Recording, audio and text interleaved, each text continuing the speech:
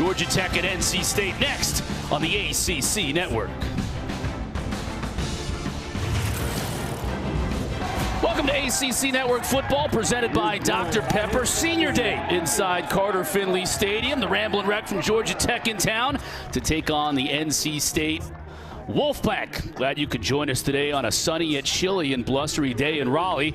Alongside Mark Herslick and Eric Wood, I'm Chris Cotter. Mark, we just wrapped up what was an unbelievable November and very interesting for the Georgia Tech Yellow Jackets. They had to wonder in which they would never, ever play football again.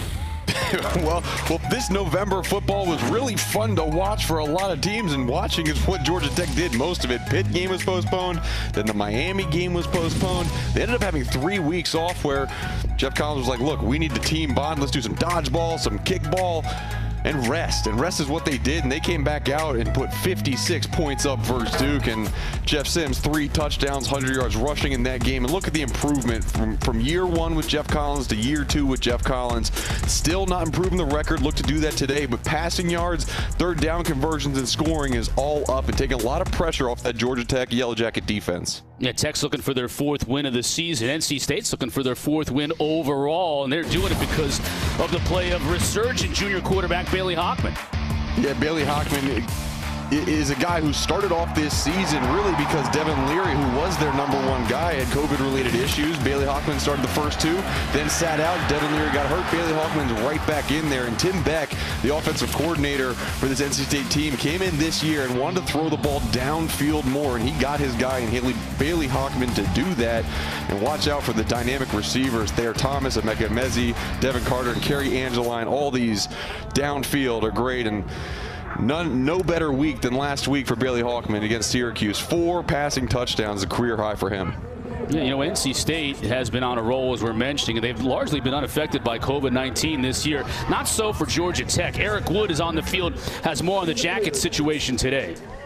Georgia Tech will be without a number of their key contributors here tonight on offense. Star true freshman running back Jahmyr Gibbs will be out tonight. He leads the team in rushing yards and also catches. Defensively, they'll be without their top 4 defensive ends, including Jordan Dominic, their defensive end, who is the ACC Defensive Lineman of the Week last week. Also out, cornerback Trace Willing and nickel Caleb Oliver. What was already going to be a tough matchup against this NC State passing attack just got even tougher. Back to you, Chris. Yeah, thanks, Eric. You can see the players there, especially on the defensive side of the ball. Gibbs had that hamstring injury last week. We're unsure whether he'd be able to go. They are deep at the running back spot, but not so much on that defensive line and in the secondary in terms of players with experience, as you see Coach Collins, and that's one of the things. He's building this program, but he's building it with a lot of young players, and today he's going to have to play even more of those freshmen, redshirt freshmen, and sophomores. Dave Doran coming off a very disappointing year last year. Really, churn his staff. All but 1 coach gone over the last 2 years in terms of his assistants. So he's really had a big turnover there, but a remarkable year this year as far as a turnaround with so many new faces as far as assistant coaches go. He certainly is a candidate for the ACC Coach of the Year. We'll talk about that throughout the broadcast. Georgia Tech won the coin toss. They defer to the second half as Austin Kent puts toe to leather, and we are underway in Raleigh. Bam Knight from his 2 to the 20. Still on his feet before finally being brought down at about the 27-yard line, which is how long that return was. So an opportunity to see not only Bam Knight, but Ricky Person, this 1-2 combo at running back for NC State, and Bailey Hockman that we talked about at the top of the show. Yeah, and Bailey Hockman's a guy, he's going to be really run this entire offense. Some people call him a game manager, but when you watch him throw the ball downfield, he has so much confidence in his wide receivers. Look for a lot of those 50-50 deep balls to turn into more 80-20 with his tall wideouts. Hockman, the fake to Person. Oh, big hit, and his receiver hung on to the football. Wanye Thomas came up to deliver the blow, and Thayer Thomas was able to hang on. Yeah, look at the completion percentage. Over 60%. His grade was fantastic last week. 74% completions last week. And Bailey Hockman's a guy that might not be a household name, but he has done nothing but produce for this NC State offense. Wanye Thomas, the man who made the hit on that play, is down. That's the last thing Georgia Tech needs to see right now. We'll check on Thomas when we come back.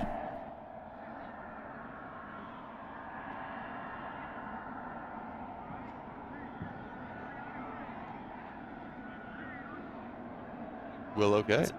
That's a stinger now, right there. Wanye Thomas is out. No one left. Shoulder. That looks like a shoulder. Yeah, that's why you got a wrap tackle. Wanye, come on, bro.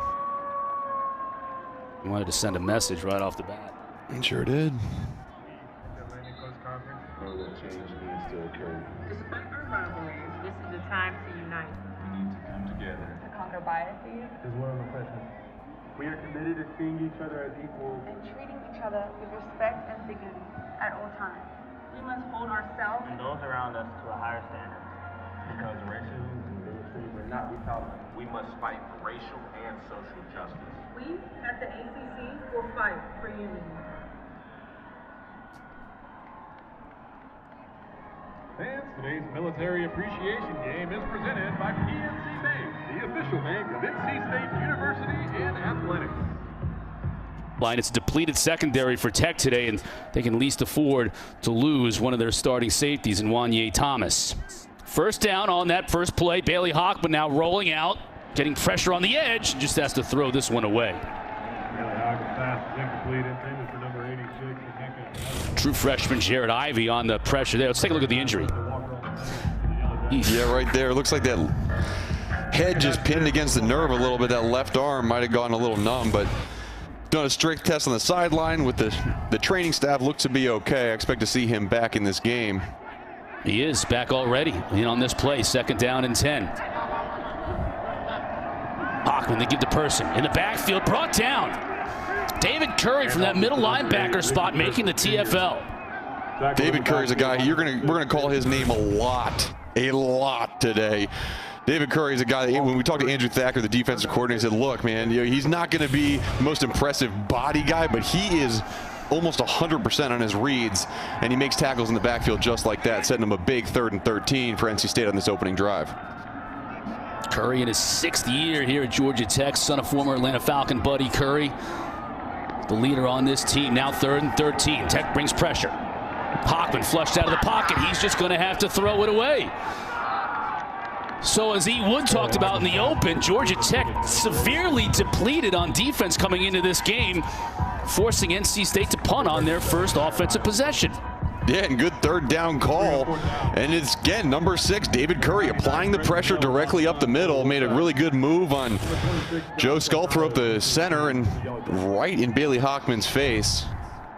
With all those guys out, Chris, I mean, just to be able to go force a 3 and out on the opening drive, I mean, going to be a lot of confidence built for this Georgia Tech offense as they take the field. Trenton Gill back to punt for the Wolfpack.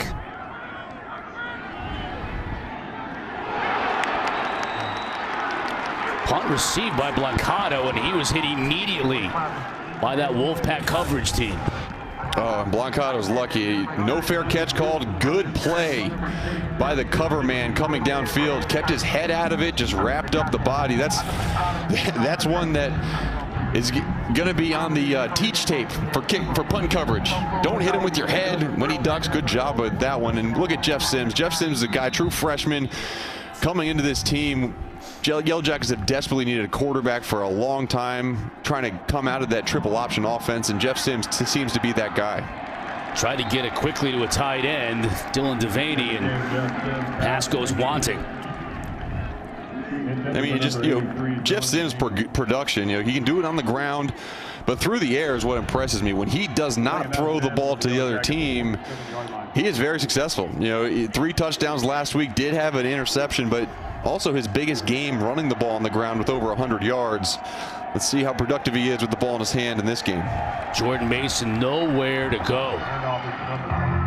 Tyler Baker-Williams from that nickelback spot there to bring Mason down, and much like NC State in their first offensive possession, Tech now facing a 3rd and long. Yeah, and 3rd and longs are different for this Jeff Collins offense. Jeff Collins is a defensive coach. He relies on his defense. He said, look, our 3rd down play will dictate if we go for it on 4th down. This could possibly be a run play if they decide to go for it on 4th. NC State brings 5. Sims hits his receiver out near the 40. That's Jalen Camp. And that'll be enough for a first down. Number 15-8 wide on the coverage. Yeah, Jalen Camp, a fifth-year senior. Bigger target, 6'2", 220 on the outside. And this NC State defense, they play man coverage, but they back off the corners usually. See the top of the screen, the cornerback walked off. When we talked to Dave Patno, he said, we're just going to throw it out there to our wide receivers, pick up 5 or 6. This is exactly what Sims wants to do on this play. That time you had the nickel back and Baker Williams coming up to defend Malachi Carter, incomplete. Yeah, Malachi Carter was open. Jeff Sims double clutched it right here. He needs to throw the ball right when Malachi Carter's coming out of his break. Doesn't allow the flat Tyler Baker Williams to go out there. That's a timing thing. He needs to learn.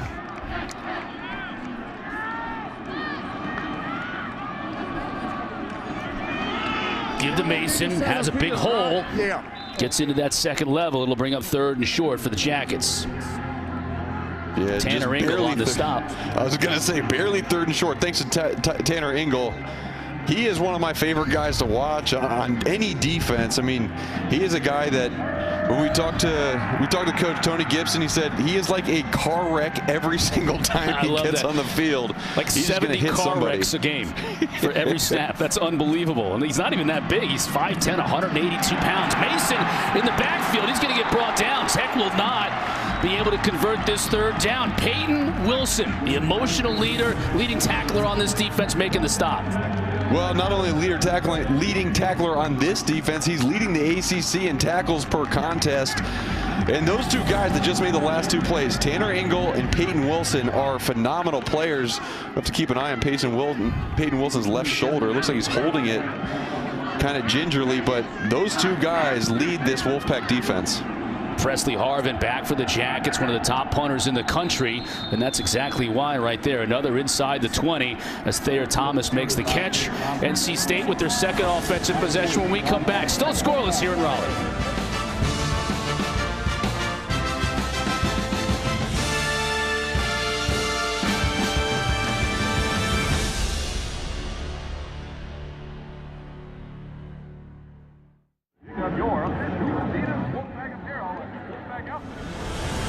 ACC Network Football is presented by Dr. Pepper, the official drink of Fansville. I mean, look at that. That was... Oh, yeah. A ridiculous game of kickball, a ridiculous game of wiffle ball, ridiculous game of dodgeball. Ridiculous. He has some grumble with his ridiculous, too. It's ridiculous. You're like... Drink of Fansville. How do you keep your team focused when they hadn't played a game in pretty much a month, having 2 games postponed? Kickball, dodgeball, wiffle ball. Coach Collins was trying everything he could, Mark, under the sun to keep this team loose and keep them away from the grind without having a game to kind of get rid of some of that angst. Yeah, and listening to him talk about the kickball, they also played dodgeball. I mean, he was fired up. He used the word ridiculous to describe those events probably 6 or 7 times in our conversation. They were ridiculous, and I just absolutely loved it. Whoa, this is ridiculous, too. Big hit on the pass play out in the flat. That was a ridiculous hit by Zamari Walton. Complete, forward pass.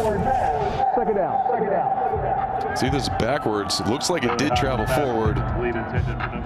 But good hit. I mean, just understanding the setup. Emeka Emezi is up, and there Thomas is back. That looks like screen. It's a way to read it and attack it. Look for maybe a smoke screen and get someone to go downfield off of that later in the game. Hockman content to really air it out early on in this game, going down the sideline. Incomplete as Keenan Johnson was there in coverage on Devin Carter. Georgia Tech secondary without Avery Shoel, who entered the transfer portal earlier this week, and Trey Swilling, who's unavailable for this game, along with Caleb Oliver, one of their nickelbacks. They've come out to play. Yeah, they have, and let's see if they bring pressure again. See, David Curry walked up in the line of scrimmage, showing pressure. Let's see if they bring it or they drop back out. They drop out, come with just 4. Hockman has time, now he's flushed. Goes downfield, incomplete. Georgia Tech forces a three and out. Tariq Carpenter on coverage on Thomas, and NC State will have to punt from deep inside their own territory. Well, how about that? Back-to-back 3-and-outs to open this game for the Georgia Tech defense. Andrew Thacker, the defensive coordinator, had to have been pulling his hair out this morning, getting the COVID results or just whoever's not active results, whatever you want to call them this year. But all these different guys, defensive ends out, safeties out, cornerbacks out, and this defense is really stepped up. Guys who weren't used to playing, they're playing now, and it's paying off early in this game. Trenton Gill from a yard inside his own end zone. Josh Blancato with the fair catch at his own 38. Good punt from Gill. Georgia Tech will take over from that spot. We'll have a women's basketball doubleheader Thursday night right here on the ACC Network. Wake Forest hosts 3-0 North Carolina and Winston-Salem at 6 Eastern. Then 22nd ranked Syracuse goes down to Miami. You think they're upset about that trip this time of year? To take on the 2-0 Hurricanes. You see that on your schedule. You're in Syracuse, New York, like, a December trip to Miami. This will work out nicely. You almost kind of wish it was a January trip to Miami, though. Sims with time. Now it breaks down. Now he's down. Tries to throw it and does get rid of it. The ball's on the turf. The officials are going to come in now and call it incomplete. Yeah, I think it should be incomplete. He was throwing the ball, but so we had questions about Peyton Wilson after that last hit, whether his shoulder was okay. It looks like it's okay. Peyton Wilson, number 11 at the top of your screen. He was in a little bit of a delayed blitz and saw an opening, and I mean, he dipped and leaned, and great job getting to the quarterback. Peyton Wilson, 98 tackles on the season, 10.8 tackles a game. The previous play is under fantastic player. As we hear from our referee, Riley Johnson, first time today. He's going to check in with Jack McElwee, our replay official, to see whether Sims' knee was down before he got rid of the football. We'll tell you what they come up with when we come back.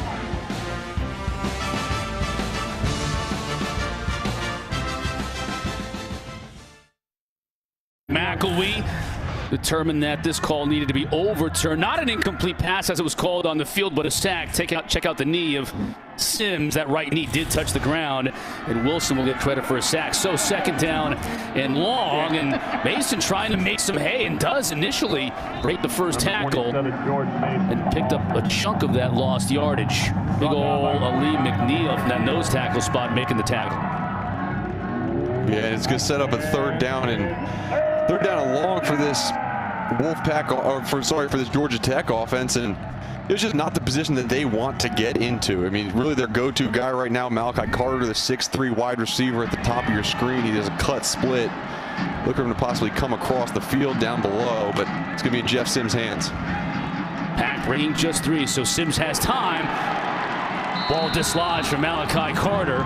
Nice job defensively by Isaiah Moore and Drake Thomas, 2 linebackers in coverage. And that's going to be the development, the next step in this Georgia Tech offense. Right now, these wide receivers, this offensive line, everybody is just a year removed from the triple option style offense. If I'm able to kind of sit at my home in Connecticut and understand what that route is going to be, the Wolfpack defense does too. So hiding plays like that's going to be the next step as this Dave Patnode offense progresses next year. Presley Harvin puts that big right foot into it. And this one goes into the end zone for a touchback. Let's take a look at tonight's Food Lion food for thought. Mark, when you talk about these receivers for NC State, Emezi on the outside, Thomas in the slot, and Angeline at that either H-back or tight end spot. They get involved in all kinds of different ways. Yeah, they do, and really their body types really set a precedent for the types of routes they run. Emezi's 6'3", 220, a lot of outside fades, deep balls, 50-50 shots to him. But there, Thomas is more the quick guy. He'll go in the slot, some option routes, and then Kerry Angeline, a 6'7", 250-pound target in the middle of the field. He also can line up in the backfield as well, create problems and mismatches against linebackers. Tech showing pressure. They give to Person on the outside. He's got nowhere to go. Strung out and dropped for a loss. Yeah, great job by the defense right there. And Mike Lockhart, number 94, good job of setting the edge, right? Usually you talk about the edge of the defense being all the way on the outside, but when Mike Lockhart's able to extend his arm and penetrate up the field, it makes the ball carrier bounce deep and wide and allows the rest of the defenders to get there. I mean, really impressed so far with this Georgia Tech defense on these first 3 opening drives. 2nd and 12 for Hockman as he directs traffic. Jackets bring just 4, so Hockman has time, and he has a receiver for a first down. That was a strike to C.J. Riley. Yeah, we're talking about size of receivers. Well, C.J. Riley is 6'4", 220 on his own, and this is a good job of using his body. You see it a lot of tight ends in the NFL where they just run a little quick stop route, but Billy Hockman was able to throw it away from the defender. Good pickup for the first down. Hockman took the low snap. Got it to his back, was able to pick up a good 5 yards. Ricky Person, the junior from Wake Forest, North Carolina. Person and Bam Knight formed this 1-2 combo for NC State. Haven't seen Knight at the tailback spot. It's been primarily Person. Quickly outside. That's Porter Rooks, a true freshman. He's going to be close to when he gains another first down. Yeah, Porter Rooks is a guy they're excited about. He's a little bit smaller than the rest of the wide receivers, but they use him on reverses and different things of that nature. But he also lines up in a lot of these 4 wide receiver sets. You see Angeline in the slot to the top of your screen. Let's see if they go his way with no one covering him. Hockman quickly into the flat, taking what the defense gives him again to Porter Rooks. Gain of about 6 on the play. And NC State wants to go tempo. One thing that Georgia Tech does, and Andrew Thacker, their defensive coordinator, man, they rotate a lot of players in. And we talked with NC State earlier in the week, and Tim Beck, their OC, and he said if we can go tempo and prevent that type of substitution, it's what they're going to try and do. And they were able to do that successfully on those last couple of plays. Another injury here for Georgia Tech. Antoine Owens on the defensive line. They cannot afford any more players to go down. While the staff looks at Owens, let's send it back to the studio and my man JC. What's going on, Jordan?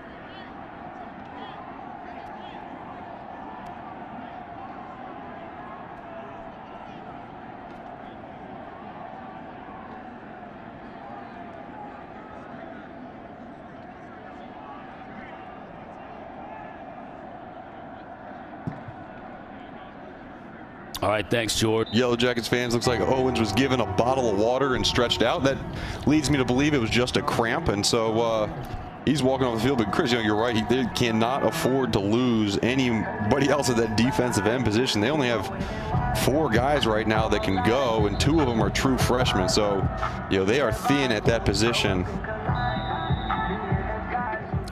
If you're just joining us, Georgia Tech announced before the game 10 players unavailable for today's game.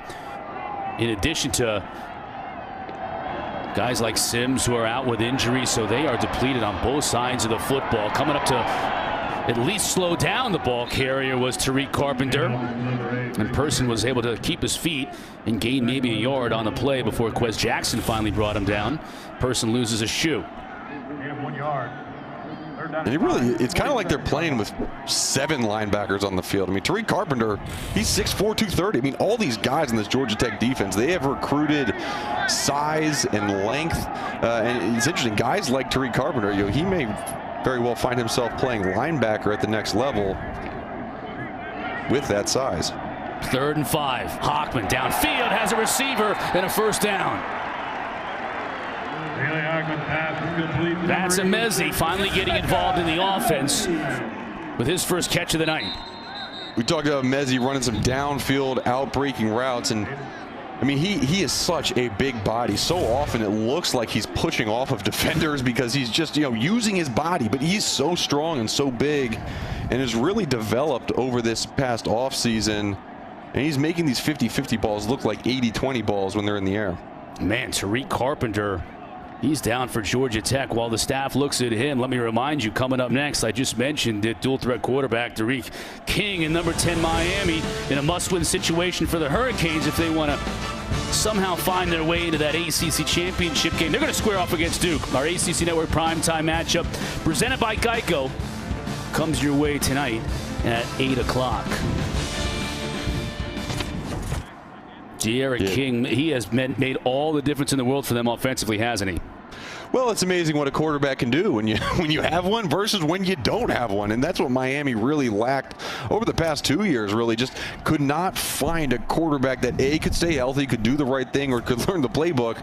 Well, D'Eriq King came in and transferred from Houston, and he has done everything. He has done that, and he has done more.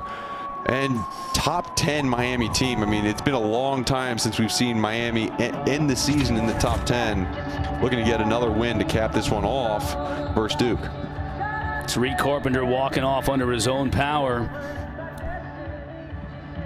We saw Wanye Thomas injured on the first play from scrimmage tonight. He came back after a shoulder injury. Carpenter looked like he was maybe grabbing a hamstring.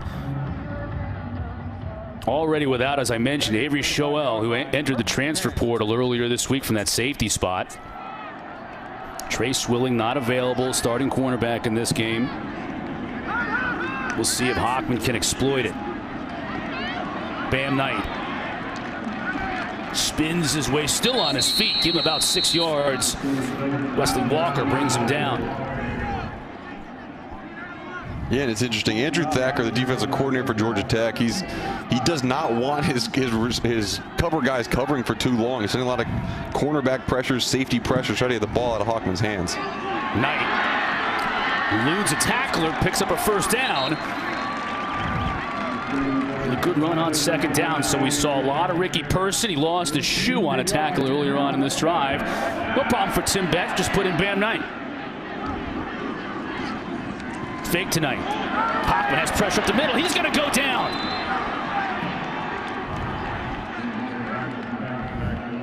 Kyle Kennard, one of those true freshman defensive ends, with the sack right up the middle. Oh, they're excited about him. Watch 31 on the left side of your screen. He just coming. He said, wow, there's a huge gap right here. I might as well rush the quarterback. It looks like he was dropping into a little bit of a spy zone. But good trigger and to get downfield. And I mean, it's guys like that, there's injuries all over the place for Georgia Tech defensively, but then true freshmen like Kyle Kennard, 6'5", 240 out of Atlanta. And there he's another guy down. Looks like Griffin. Yeah, Jaquan Griffin, another one of those interior defensive linemen. Georgia Tech is playing a lot of players, but Eric Wood down on the sideline. I mean, they're going to run out of players here soon enough. They are, and the longer these drives go for NC State, the tougher it's going to be on Georgia Tech because they're so used to rotating guys. These guys don't normally play more than 3 or 4 plays at a time. NC State's first drive of the game was only 4 plays, and they were extremely effective. The next one was a 3 and out. This drive, as it has gone on and on, it gets tougher and tougher, and that's where it becomes so huge when you get a true freshman like number 31, Kyle Kennard, to get a sack on the last play to force him into this second and extremely long. There's Griffin, the sophomore from Rome, Georgia, walking off under his own power. This is a 10-play drive for NC State, so this is by far their most effective and efficient drive offensively here in this early going. Yeah, Eric mentioned the length of the drive. You just said 10 plays, but what you're also seeing is NC State is going fast, and what that does is, it forces Georgia Tech to keep the same guys on the field. They can't sub, but it also forces these defensive linemen to get back in their stance faster and can't catch their breath, and that's tactical. That's tactical by Tim Beck on this NC State offense. Tech bringing pressure again on second down and 20. Hockman is able to find his tight end Angeline in the flat to pick up a big chunk of that 20 yards back. Kerry Angeline's a guy who's really stood out this year for the Wolfpack. I mean, he's 6'7" target. He's been so good in the red zone, and you see him lined up in that kind of near slot position at the top of your screen. They love him out of that position, working against safeties and linebackers. Hockman in the end zone. Incomplete, defended nicely. Rooks wanted to get a flag. No flag thrown. Wesley Walker, redshirt freshman, on the defensive Rooks over the middle. Great play on the back end. It's Wesley Walker, as you mentioned, and he's a guy who's third on the depth chart, third on above the line. That's what Georgia Tech calls it, but you see him right now on field goal block team. He's kind of doing a little bit of everything with the limited personnel that Georgia Tech has, but good play to prevent a touchdown. Christopher Dunn from 40 yards out for the first score of the game, right through the uprights. One of the more accomplished kickers in NC State history, and that's saying something. With the first 3 points of the game, NC State up 3-0 here over Georgia Tech with 5:19 left to go in the first quarter.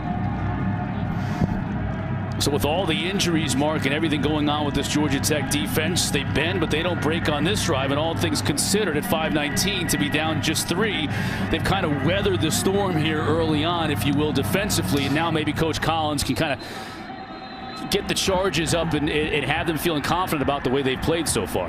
Yeah, I want to know the chatter that's going on in Coach Collins' headset right now. I mean, you got to know that the coordinators, the position coach, everyone's talking to him and be like, we're down this guy, this guy's back. And I mean, for a head coach, anytime that you have a season like 2020, it becomes hard to manage your team. But anytime you also have injuries on top of that in the game, just limited your game plan. I mean, it just becomes so difficult to coach a winning team. And you're right, to only have 3 points on the board right now for this Georgia Tech defense, that is a win so far in this game.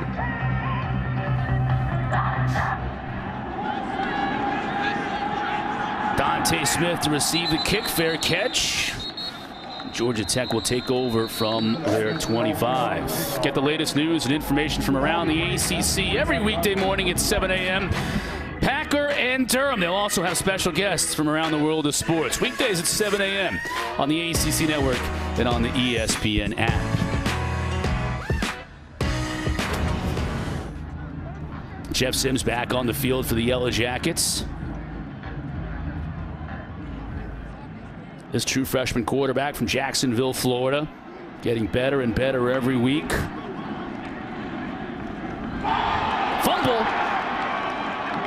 And NC State, the player can't even believe it, because it looked like Drake Thomas was going to fall right on top of it, and he just dove over the football, and Georgia Tech retains possession.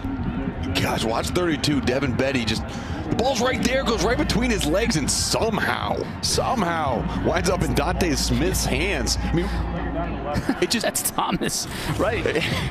It disappeared for a second. Where'd it go? Sims, will he tuck and run? He won't go very far. And the ball is on the ground again. And the officials are going to rule that Sims was down. Ball security has been an issue all year long for Georgia Tech, and it certainly has been in the first 2 plays of this drive. We do have a flag on the play. Let's check the laundry. There's definitely some pushing around the pile. You wonder if, maybe punch was thrown or something, but that flag came late, right as everybody scrambled around the pile. It is. It's going to be a dead ball, personal foul against Georgia Tech. That's our first flag of the game.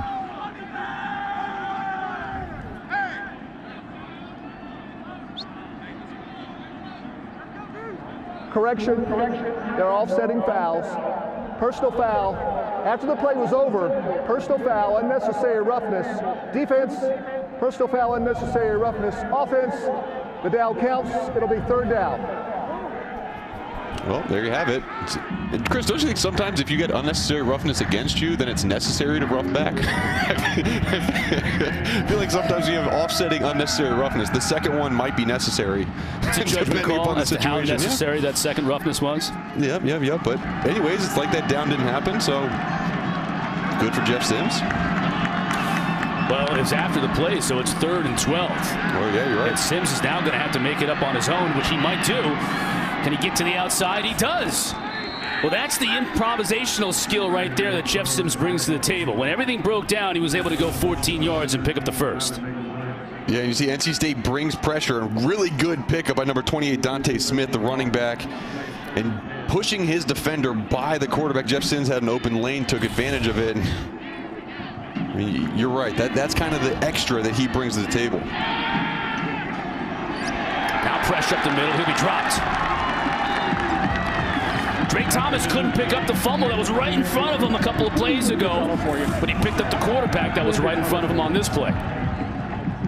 Well, it really just seems like this Georgia Tech offensive line, they can block well for about a second and a half.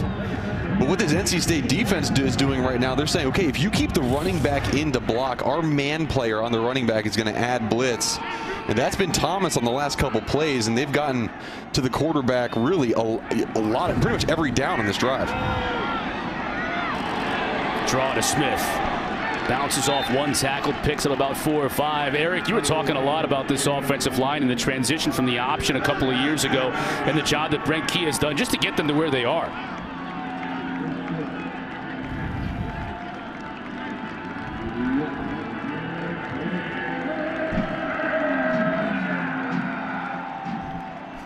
We'll check in with Eric Wood in a little bit.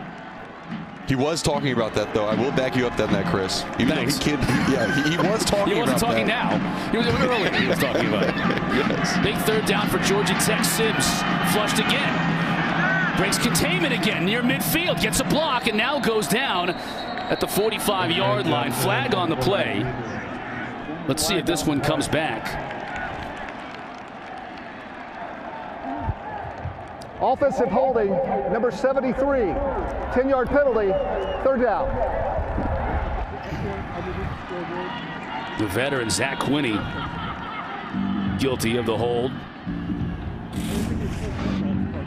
And Quinney's been a really good player for this Georgia Tech offensive line. I mean, the task that he had to have. I mean, he was playing in this triple option offensive line set where you're lean. I mean, he's like 250 pounds at 6'6". I mean, that's like LeBron. You can dunk with that. And then he had to gain 50 pounds over the offseason because he wanted to keep and maintain his spot.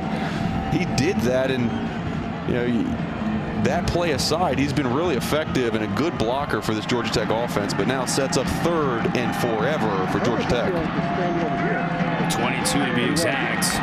They're going to lose yardage on 3rd and 22 as Dante Smith just tried to pick up what he could. As Jamias Griffin, rather. And they'll bring up 4th down. Jeff Collins told us a hilarious story about Zach Quinney. Before he ever met him in the facility, he met him at a Waffle House. Zach Quinney was eating an egg white omelet, and this was during the weight gain process. Because he saw him with that egg white omelet and he wasn't getting big enough fast enough. Now in their O-line handbook, they have one rule: no egg white omelets. Returnable punt here from the Wolfpack.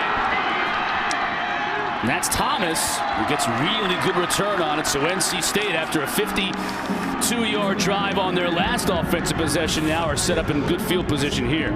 There, Thomas coming off one of his best games with 3 touchdowns receiving last week. Dynamic in the return game as well. Setting up great field position for his Wolfpack offense. And, you know, I think Eric just told that story. I think it's so funny. You know, where else are you going to meet an offensive lineman who's trying to gain weight but a Waffle House? But the fact that he was at Waffle House wasn't enough. He was at Waffle House eating an egg white, no fat omelet. That is not what Chris Cotter would order if he went to Waffle House. No, the rules, scattered, smothered, covered, chunked. Waffle House and those hash browns the whole way. Hockman rolling out. Receiver covered, but a nice catch in traffic. That time by Devin Carter. Really good play fake on this outside boot. And look at this. I mean, it looks a little bit different. Bailey Hawkman's a lefty quarterback rolling out on that boot to his left-hand side. Strong hands by Devin Carter. And this run, and boot deep ball has been really effective. Person. Brought down after a gain of 3.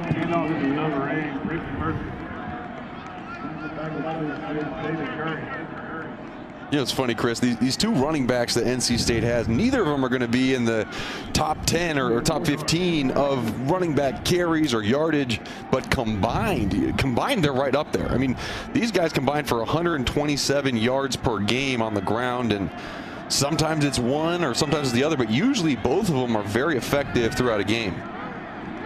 Both highly recruited out of high school. Persons had some injuries at NC State here on the receiving end. Makes a player miss into the red zone before being pushed out of bounds by Jared Ivey. Well set up screen. understood that it was a little bit of a man-to-man coverage by Georgia Tech. Got the back out there and just too far for the inside linebackers to run to get there, but they're going fast again at the end of this quarter. And they won't get the play off before the quarter ends. NC State now 2 drives in a row where they've been able to move the football. They're up 3-0 as we head to the second.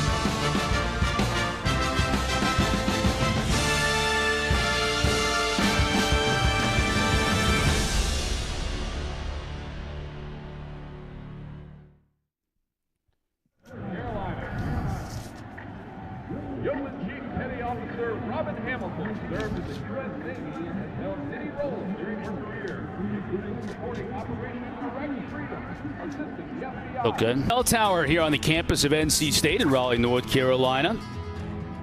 Dedicated in 1949. A tribute to those who fell in past military conflicts. You're watching ACC Network football here on the ACC Network. Presented by Dr. Pepper. Look at Personnel on the left side. Inside the 10. Will he get to the end zone? Inside the pylon. Touchdown, NC State. Well, that's a way to start the quarter off. Just hand the ball to your big running back, Ricky Persons, around the left side. Really good block by Akeem Ickey. The new, absolutely fantastic job sealing the edge. And Ricky Persons dives in. Ball crosses the goal line, bounces off the turf, and soars away like Superman. Fantastic run and great blocking up front by this NC State offensive line. 4th rushing touchdown of the year for Person. Done on now for the PAT, and you get a feeling that NC State is starting to feel themselves after a couple of drives. Won 4 plays, the next 3 plays, and since then they've had 2 scoring drives, and this touchdown run by Ricky Person just starting to physically get the better of Georgia Tech here early on in Raleigh. Yeah, especially on that last touchdown run. I mean, you have NC State's top offensive lineman in Akeem Ekwonu against a backup or 3rd string defensive end. I mean, that's how you get the edge of these defenses, and look for a lot more of these outside stretch runs by this NC State offense. I can picture it now. It's just going to be stretch, bootleg off the stretch, shot downfield, and I think that's the way this game is going to go for NC State.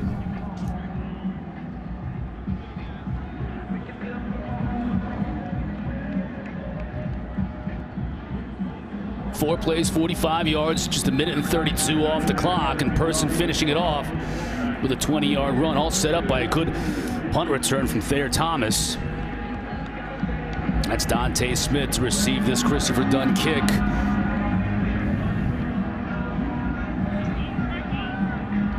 It's Trenton Gill kicking off for the Wolfpack. Smith to let this one go over his head. Georgia Tech will take over at the 25. Wolfpack's done it offensively these last couple of drives, and then on the defensive end here, Mark.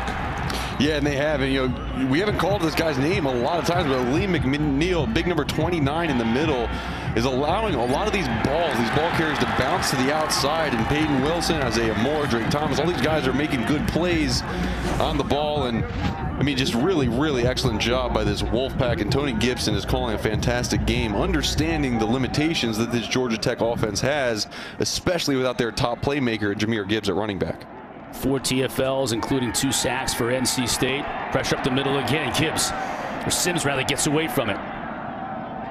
Behind his receiver. Yeah, we just talked about number 29, Lee McNeil, big guy up front. Really good job on the guard, just pushing him, pulling him back, getting around him, and forcing the quarterback off the spot. But Lee McNeil, he's a guy, he was a linebacker in high school. Now he's 6'3", 300 pounds. He was not a 300-pound linebacker, but he was about like 250, and he's playing running back and linebacker. And we talked to some of his teammates, said, he is not only strong, but he is one of the best defenders in college football because of his athleticism. Mason picking up 4 yards this morning on Twitter. Lee McNeil announcing that this would be his final year here at NC State. He was going to test the NFL waters afterward, and so many players this year opting out in mid-season or here as we get towards the latter part of the year. McNeil saying, I'm going to play the rest of the year with my mates, including this game. Final game of the regular season for NC State, and then potentially a bowl game down the road.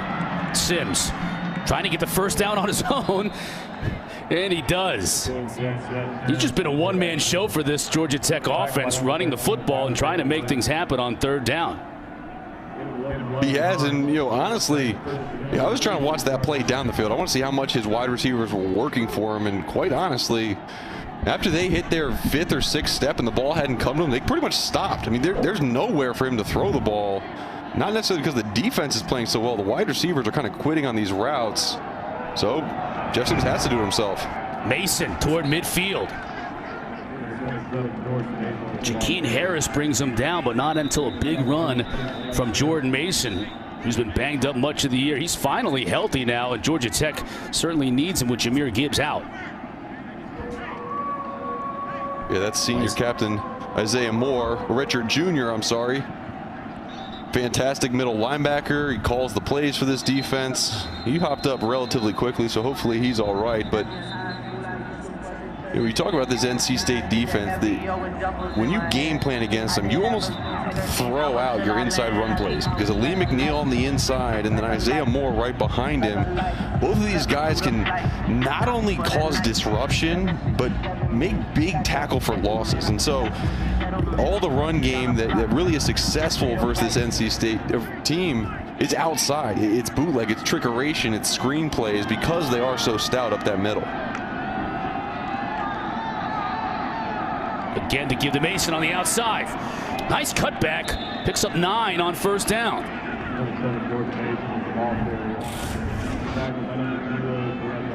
Yeah, and Jordan Mason, you might not be the starter, but he's no slouch at all. Fantastic year last year, a couple good games this year. But he's a guy that once he gets pointed downhill can really be disruptive.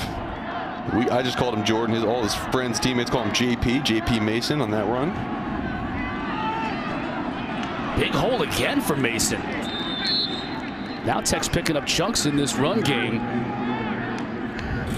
And watch his shoulder pad level. When it comes to the contact point, he dips down and he provides a low surface area for defenders to tackle him. All you can tackle are his legs, and he's got big, powerful legs. He was hurt, now healthy this year, and getting a lot more carries in this game with Gibbs out. Sims with the pump fake going deep. Incomplete. Tried to hit Adonica Sanders into double coverage. It's an ill-advised throw. Just, you got deep third corner and no one threatening the middle of the field, so you got 2 guys over there. This ball didn't hit the ground for a long time. I thought I could tell who came up with it. No one had, but Georgia Tech's going to need some of those shots, maybe not into double coverage, down the field to stretch out the middle of this defense. Sims just 1 of 6 passing to start this game. Got unbalanced set. This is a run formation. Sims is going to keep it. Has a lot of room. 30, 20, 15. Can he get to the end zone easily? 34 yards on the score for Jeff Sims. All right, well, Jeff Sims might not be successful through the air, but you're seeing what the 1-2 punch of JP Mason and Jeff Sims can do, and brought pressure off the edge from the outside linebacker position, and Sims saw it. He pulled the ball. Really good read on that true read option, and you saw his speed. I mean, he's so tall at 6'3", 6'4", that he looks like he's not running very fast, but he ran away from this entire NC State team, and just like that, Chris, we got ourselves a game. Gavin Stewart with the PAT splits the uprights. We do. NC State's lead now cut to 3. Jeff Sims has been doing it with his legs more than his arm today. Here, he goes 34 yards for the score.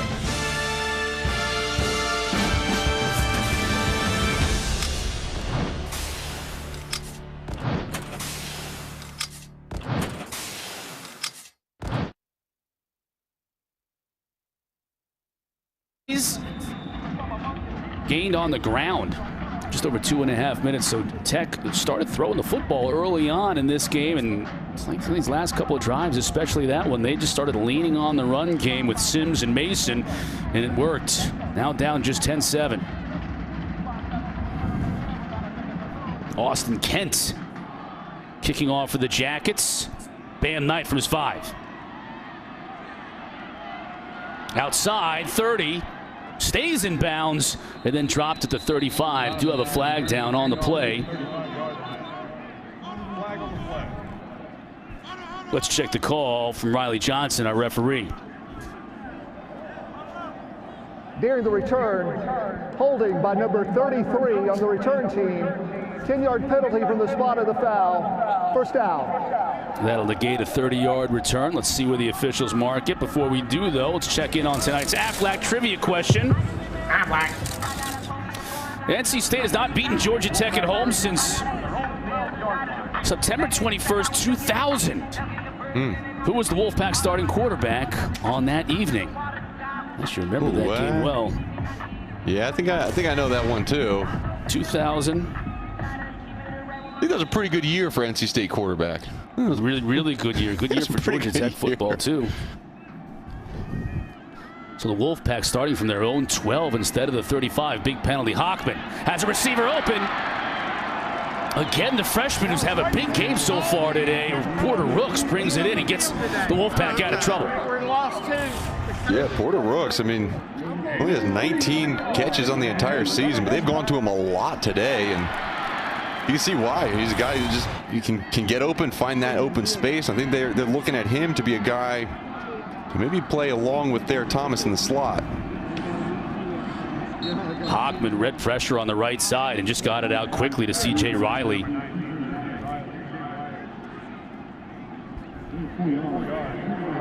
Hockman started the game 1 for 6. He's completed 9 of 10 since.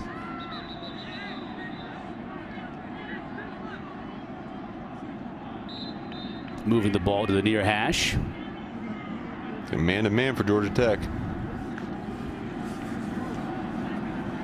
Curry showed pressure. Now he backs out. Looks to the sideline to bark out the call. Yeah, and Curry's checking out of it. They know it's man. They're going to check the zone. Hockman gives to Bam. Just brute strength. Bounces off the initial tackle. Quez Jackson was a tackling machine for these Yellow Jackets. Couldn't wrap up night. Gain of 5, 3rd and 1. Going fast. Give tonight again. No room on the left side. Takes it to the right and picks up the first down.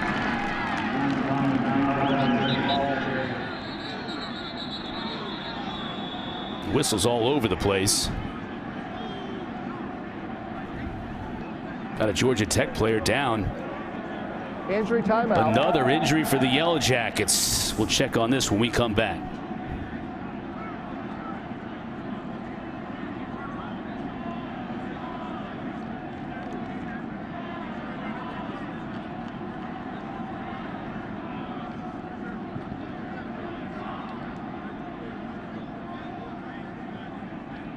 Looks like he's in a lot of pain.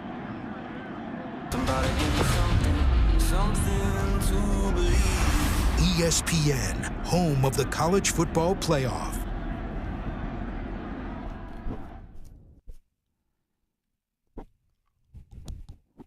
ESPN, home of the college football playoff. Coming right down to it, selection show presented by AT&T will be December 20th. Then on New Year's Day, the Rose Bowl and the All-State Sugar Bowl. Those are the semifinal games. So basically from 5 o'clock on, camp yourself in front of the television like we've always done in our lives on January 1st. And then the National Championship game presented by AT&T on the 11th, 10 days later. I'm going to be planted on December 20th just to find out who gets in. It's going to be really interesting. You know, Clemson, they play tonight against Virginia Tech. Notre Dame is beating Syracuse right now, and Alabama plays tonight. Florida's playing Tennessee right now. And more importantly, Bailey Hawkman's hitting guys downfield. He just keeps chucking and receivers are coming down. That was a perfect pass. And C.J. Riley now sets up NC State, who wants to go quickly after a 35-yard pitch and catch. Bam, scores. Bam, bam. Bam Knight in the end zone. Love it. Bam Knight's a guy who he scores lots and lots of touchdowns. Eight rushing touchdowns on the season. Let's add to that tonight. Bam Knight's a really, really good player for this team. It's starting to look a little bit easy for this NC State offense. After the play was over, personal foul, unnecessary roughness. Number 54 on the offense. Defense, fouls will offset, the touchdown counts. Well, there you have it. But it's put a lot of pressure on Jeff Sims and this Georgia Tech offense. NC State's able to move the ball downfield so easily.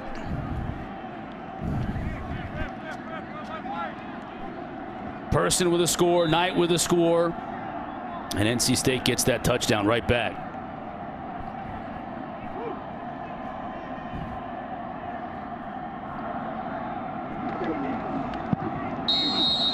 Done with the try, and it's good. 17-7. Wolfpack on senior night. Extend their lead back to 10. You have a flag on the play, several of them. I think we might have a running or roughing the kicker. Riley Johnson going to discuss it with the other officials and with Coach Doran.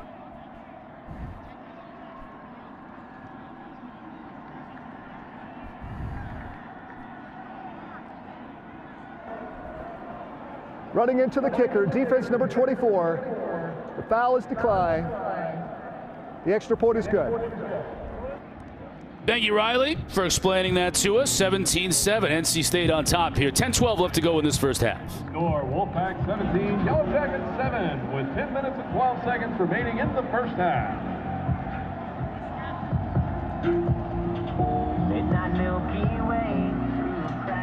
Fans, check out the video board as we recognize a few distinguished U.S. military veterans from different eras of service. Yeah, what's up? This crushing block from this offensive line. Oh, yeah, and number 79, their left tackle, Ika Mogwanu, does a phenomenal job on that play, comes off the double team, finishes David Curry into the end zone, and that makes it very easy on a running back to follow him for a touchdown. Yeah, E. Wood has been talking about that guy, Ike Ekwonu, all week and just saying, watch number 79, watch how he blocks. This guy not only blocks well, but he blocks hard into the whistle. They give out bottles of syrup for pancake blocks. This dude's had 81 pancake blocks in his 22-game career. That is out of control. That's ridiculous. Speaking of ridiculous, it's ridiculous that NC State hadn't beaten Georgia Tech at home since the year 2000. Who was the Wolfpack starting quarterback? Phillip Rivers, still playing for the Indianapolis Colts here 20 years later. I think that was an overtime game. Yeah. Mason to midfield. Now he's gotten loose over these last couple of drives, and he's picking up yards in chunks. This offensive line, I'll tell you what, for Georgia Tech, the offensive line, they started throwing the football early in this game, but now they're really starting to establish a new line of scrimmage and open up big holes for these running backs. Yeah, and Mason, 9 rushes, 66 yards. He has been doing a lot, and especially a lot in this second quarter. Sims now tried to get it to Malachi Carter. Well covered on the play by Shaheen Paddle. Yeah, and that ball just didn't come out right. It looked like it wobbled off his hand, and Sims only 1 for 7 passing in this game, only 12 yards. It's really been rushing. You know, rush first, rush often, and they're just trying to get something going through the air, but it's interesting because, you know, regardless, this NC State defense in this second quarter has been, you know, giving up a lot of rushing yards and still not having to respect the pass. Mason, look at that hole. 40, dropped it to 35.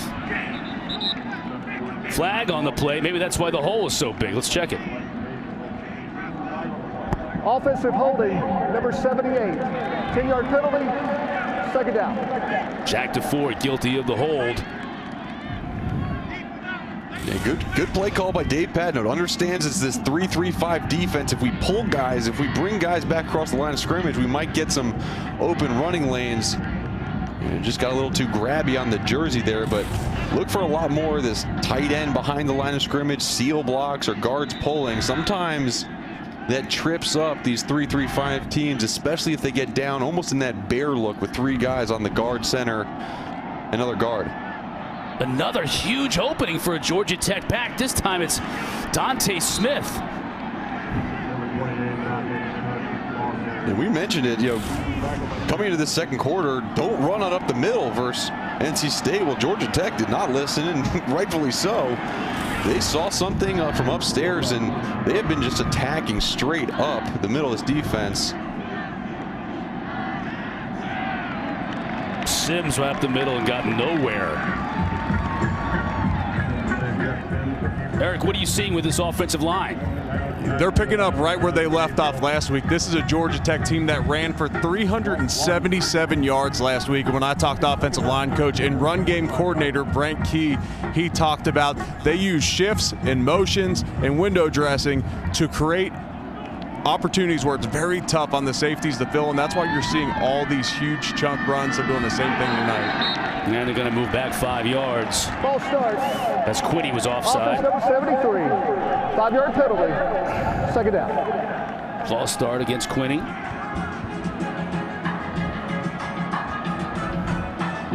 That's what they did last week against Duke. 377 yards, almost 8 yards a carry. Tons of big plays. There's nothing wrong with 167 yards a game during the regular season, but they blew it wide open last week in Atlanta. Sims over the middle, has a receiver. That's Sanders, hit hard.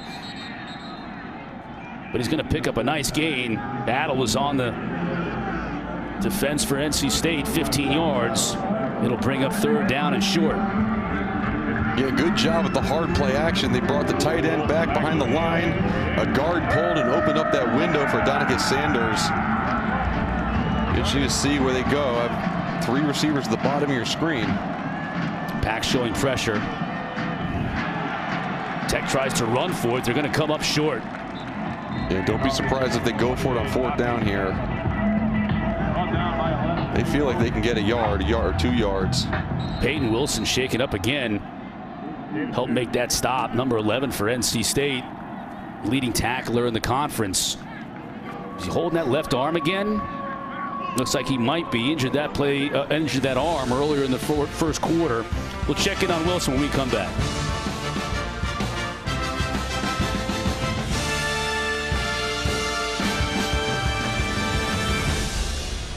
All right, heading back into the game. Although he'll have to wait this one out. It's 4th down, and Georgia Tech is going to go for it from the NC State 34. 4th and 2 for the Jackets. Now we get a whistle just before the snap. Well, someone's unhappy with where somebody is.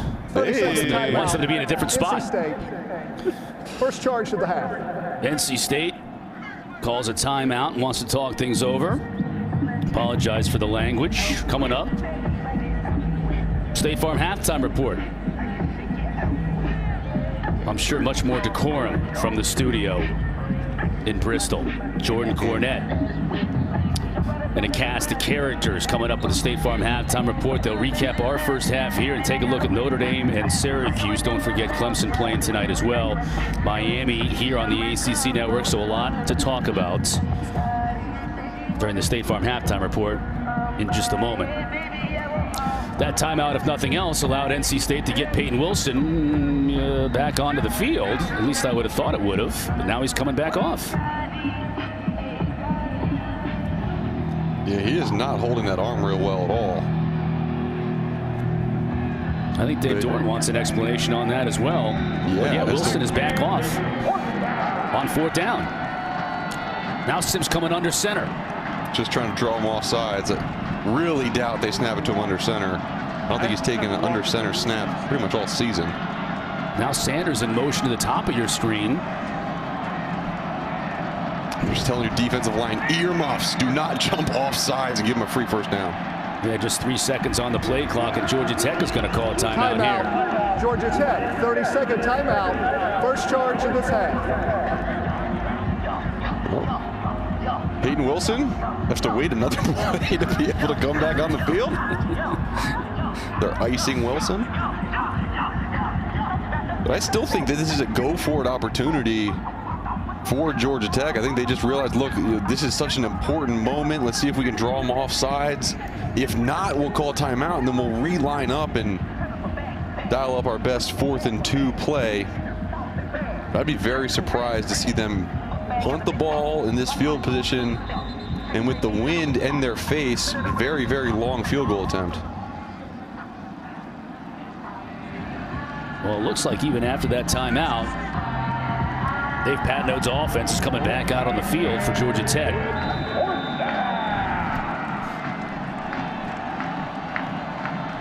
A lot of space up the middle there. And they're going to give it to Mason, and he's going to be stopped short. Tripped up in the backfield. And Drake Thomas eventually brings him down. It looked like Isaiah Moore may have gotten a hand on a shoestring here. Yeah, good job by Isaiah Moore. They just ran a dual play, meaning double teams all across the front. See, 78, 57 double team, but because they did that, Mikey Minahan, the center, wasn't able to get up to Isaiah Moore. Good job of shooting the gap. I mean, that's a next level play by Isaiah Moore, timing that pressure up, and then Drake Thomas coming over top, finishing it off. NC State holds and takes over on downs. Hockman has all kinds of time. Now flushed out downfield. Right on the end, on the sideline, and the receiver makes a catch. That was a Mezzi who went up and got it. And now NC State again wants to go quickly. Rolling on the field is a completed forward pass for a first down, and that play is under further review. Now let's check to see if Mezzi got a foot in. Yeah, and regardless of whether you got a foot in, Bailey Hockman, fantastic job of buying time, rolling outside the pocket. Let's see right here. Left toe?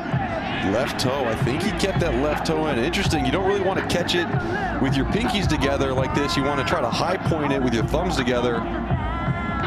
But let's see. The ball's in possession. That left big toe stays in bounds. Really good body control. I mean, it's hard. It's hard not to jump for that ball. I mean, it's up there. It's above your eye level. Your body says jump for it. But great job by Mecca Mezzi, understanding that I need to get my toe down.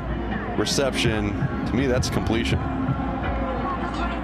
If this stands as called on the field, and it was a completion, let's hear from our referee, Riley Johnson. The ruling on the field is confirmed. Hockman has now completed 11 of his last 12 and 5 in a row. He's really heating up.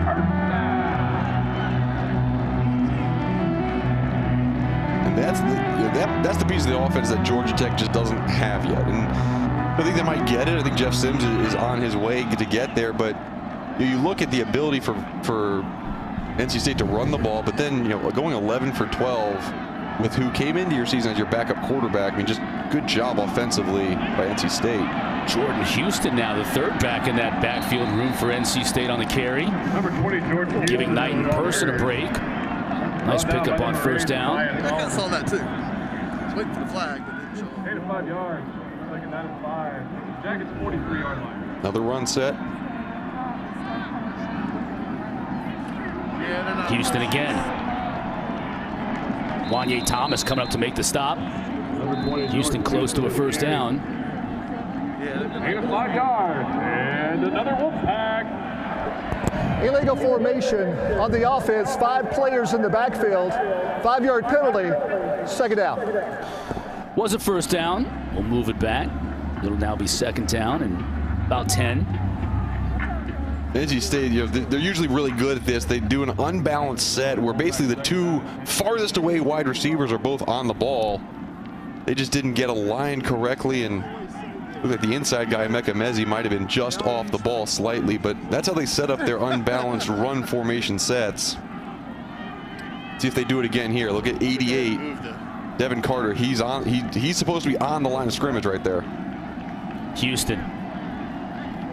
Give him about 6.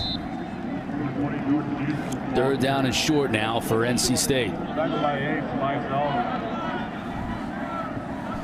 8 to 5 yards. Third down and 5. Tech showing pressure. Originally on the outside, now they back off.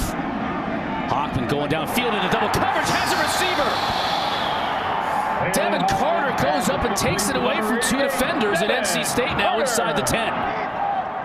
See, I kind of feel bad not including Devin Carter in the open with originally some of the on the outside. Now they back off. Hockman going downfield and a double. Really good job going up and getting that ball at the high point, right over the guys. I mean, good throw by Bailey Hockman. Even better concentration by Devin Carter to come down with that one. Jaquan Griffin injured again for Georgia Tech. He was hurt early on in this half. Back on the turf. This depleted Georgia Tech defense really at all levels, but especially on the defensive line and in the secondary. Cannot afford to have players like Jaquan Griffin unavailable. It was interesting, Chris, when you look at the beginning of this season for a team where you come in and usually the first game back, playing, you don't see a ton of injuries because guys are just getting used to hitting again. But the injuries usually come the week later when their bodies just haven't recovered the same way. And with the 3 weeks off for Georgia Tech and then playing again last week, it's kind of interesting to think, maybe some of that time off and the hits that were sustained last week are playing into some of these injuries or cramping issues that these players are having, just not used to recovering the same way after that big 3 week off. As Jaquan Griffin walks off, NC State will have a 1st and goal coming up.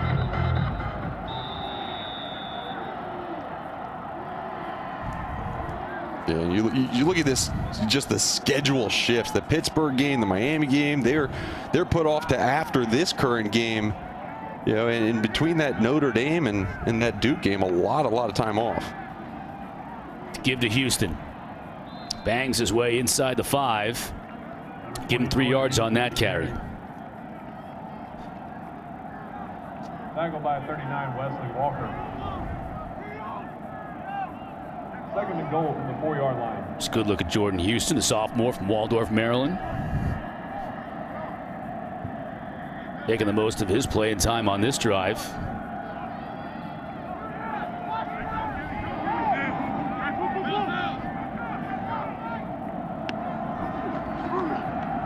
Fake to Houston. Hockman to his tight end.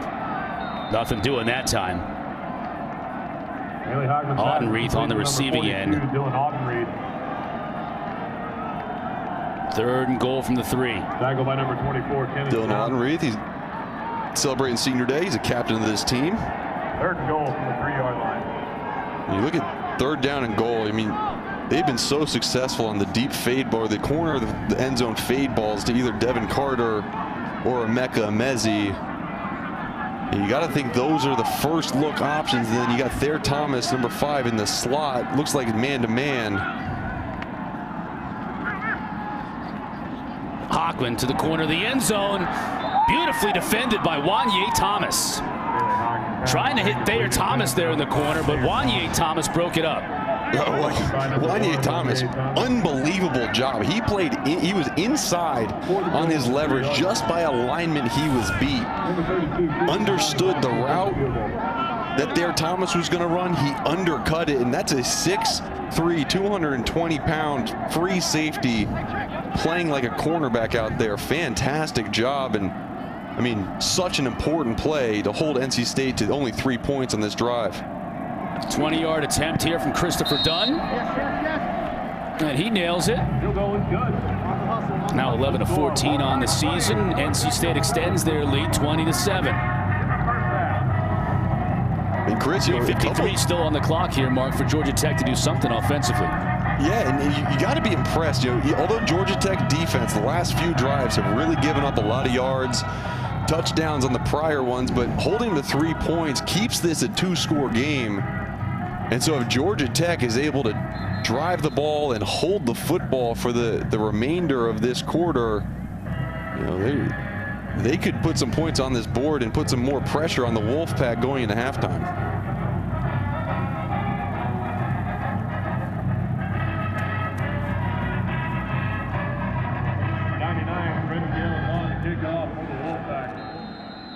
Trenton Gill going to kick off to Dante Smith, standing by on his own goal line.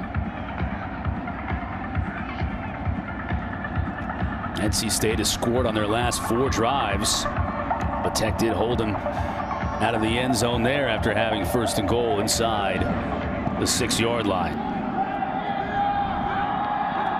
Smith lets it go over his head. Touchback. Tech will take over from their own 25 with 3:53 left to go in this first half. Don't forget, coming up tonight at 8 o'clock on the ACC Network, Miami and Duke, our ACC Network primetime football matchup presented by Geico. Opportunity to see De'Aaron King and the job Manny Diaz has done with this Miami team. Everybody thought they would be better than they were last year. And with De'Aaron King, it would give him that explosive element of quarterback. He certainly has done that. Dead. Personal foul. Unroughness, receiving team number 43. The penalty is half the distance to the goal line. Georgia Tech football, first down. That's just an undisciplined penalty right there, Mark. That's going to make things that much more difficult on your offense as they're trying to get back into this game. You don't have to see the replay of that one to know it was a bad penalty. But a much longer field to drive now for Georgia Tech on offense. And I mean, this is a Georgia Tech offense that they have the ability to drive the ball. They have the ability to score points. You talk about the game tonight, Duke, Miami. I mean, Duke gave up 56 points to Georgia Tech last week, and they have it in them. They have the ability. Jeff Sims has not been able to find a rhythm at all this game. I mean, when you complete 2 passes in the entire half, it's almost the antithesis of rhythm.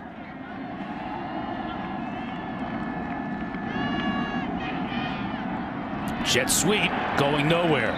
That's the speedy freshman, too, Nate McCollum, who gets dropped by number 56, Val Martin, after a gain of maybe a yard.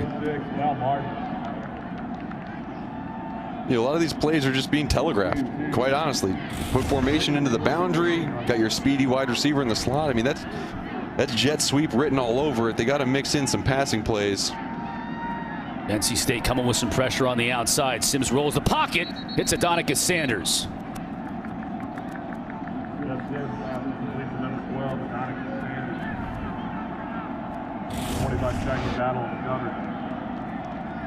Good job by the offensive line picking up the pressure, and see 28 Dante Smith picking up the late pressure. Good job throwing across his body, rolling out to his left. Smith picked up that pressure too, and Sanders again on the receiving end. Guess who that was though?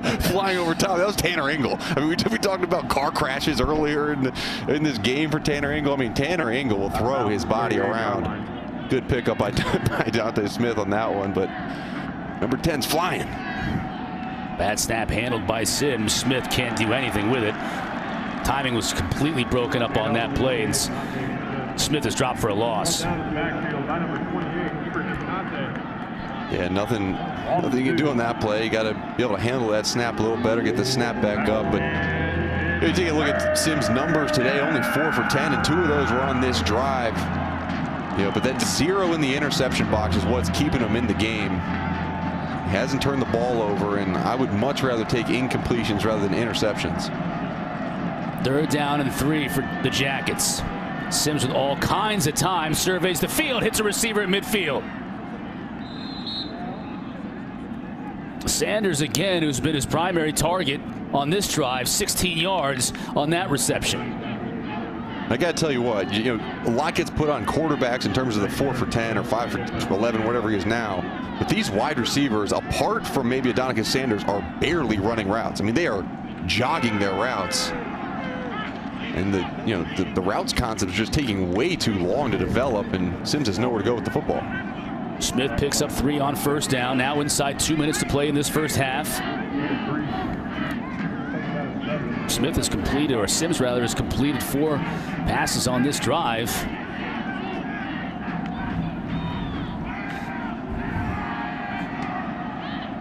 Over the middle.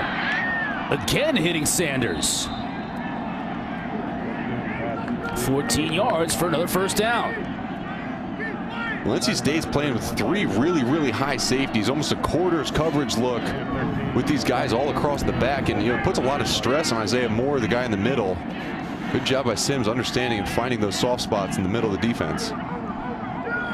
Keeps it. Great move to stay alive. Finally goes down. Tech with 2 timeouts on the board. Pick up a 7 for Sims.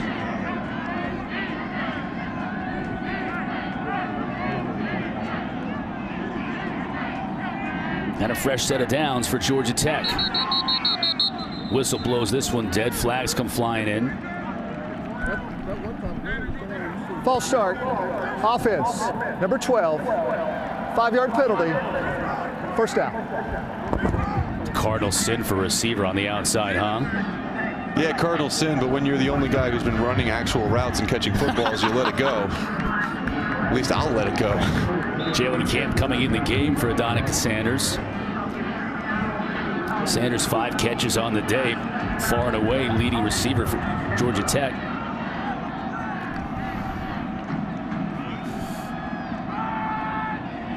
Smith trying to probe the outside, stays on his feet, goes out of bounds after a nice gain, and that'll stop the clock with 42 seconds left to go in this first half.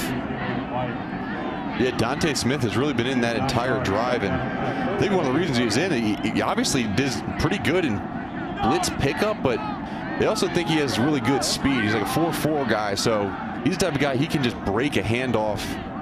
Saw him get to the edge on that one, and good run. Sims to pass. Has time. Eludes a would-be tackler. Now he's going to try and get what he can on his own before being flipped out of bounds. Picked up maybe a yard. There's Tanner Engel. That's what's car crash number 5, I think, on the day. Yeah, car crash number 5. And I'll tell you what, if you're being a former defender, some of the car crashes when you are inflicting the hit, they don't hurt very much. But sometimes when you guys are both inflicting the hit, it is problematic. And it sets up a big third down. And remember, if Georgia Tech scores here, they get the ball to start the half, which would be a really good give and get opportunity. Whistle on the play. Second of the half, and it is a 30-second timeout. Wolfpack calling a timeout here. Let's check out this car crash. Tanner Engel and Jeff Sims. You don't feel this, though, until the next day, though, right? Even as a defender, even if you get the worst of it, your adrenaline's pumping so hard. Yeah, you hope so. Yeah, I hope so. But yeah, remember, Brown right there. Yeah, you're not going to feel that one to the next day, but Tanner Engel, I mean, he's listed at 188. When we talked to Tony Gibson, he said, what's he listed at? 190, 180? He's probably a $175. And I mean, he's a guy that Tony Gibson said, I would love for all my players to play like Tanner. Now, does get a targeting penalty every now and then, but he is a physical player. Can miss some time, too. Missed a couple of games earlier in the year just because he's throwing his body around so much. Yeah, and it's interesting. In the games that Tanner Engel has played, this NC State team is undefeated. That's a pretty good number to have. Bringing the pressure on third down. Sims has to get rid of it. It almost hit his tight end. Boy, that would have been a fantastic catch by Dylan Devaney. Just couldn't quite hang on to it before going out of bounds. Good job by Jeff Sims just to get rid of the ball in the area of your tight end. And Sims is not in any hurry to come off the field for the field goal team. And we talked to Jeff Collins. I mean, the field goal kicking situation, Chris, at Georgia Tech, it's been up and down. It's been something. It's been something for sure. Well, they've only attempted 1 field goal in the last 5 games, Mark, and that was a miss. So they're going for it here on 4th and 6. Sims to throw. Flush gets it to Mason. Can he pick up the first down? He's got a lot to go. He ain't going to get there. He'll be stopped 2 yards short.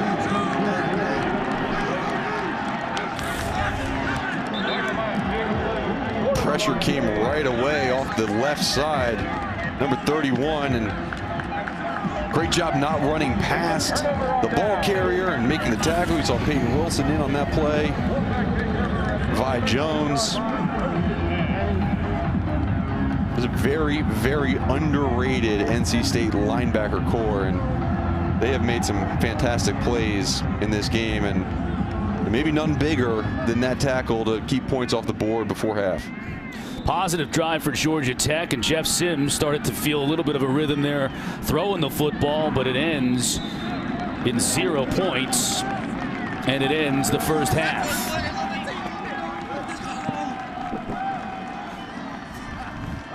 Look at Bailey Hockman making his way to the locker room. Finished 14 of 21, 209 yards in that first half. as he really started to find a rhythm in that second quarter. NC State's running game got going, and the Wolfpack on Senior Day in Raleigh up 20-7 at the half. State Farm halftime report coming your way after this.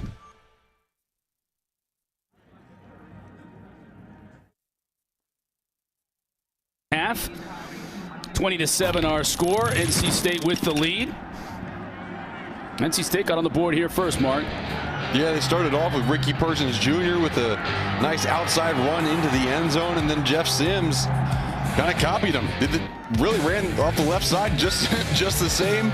Off that pull read, ran into the end zone, and then it was Bam Knight's turn for NC State. He carried it in, took it into the end zone, and those are the 3 touchdowns that were scored. A couple field goals as well for NC State, puts them on top 20-7. You look at total yards, relatively even, but the red zone, 4 for 4 in the red zone in terms of Georgia Tech, 0 for 1, as we saw them go for it on 4th down right at the end of the first half.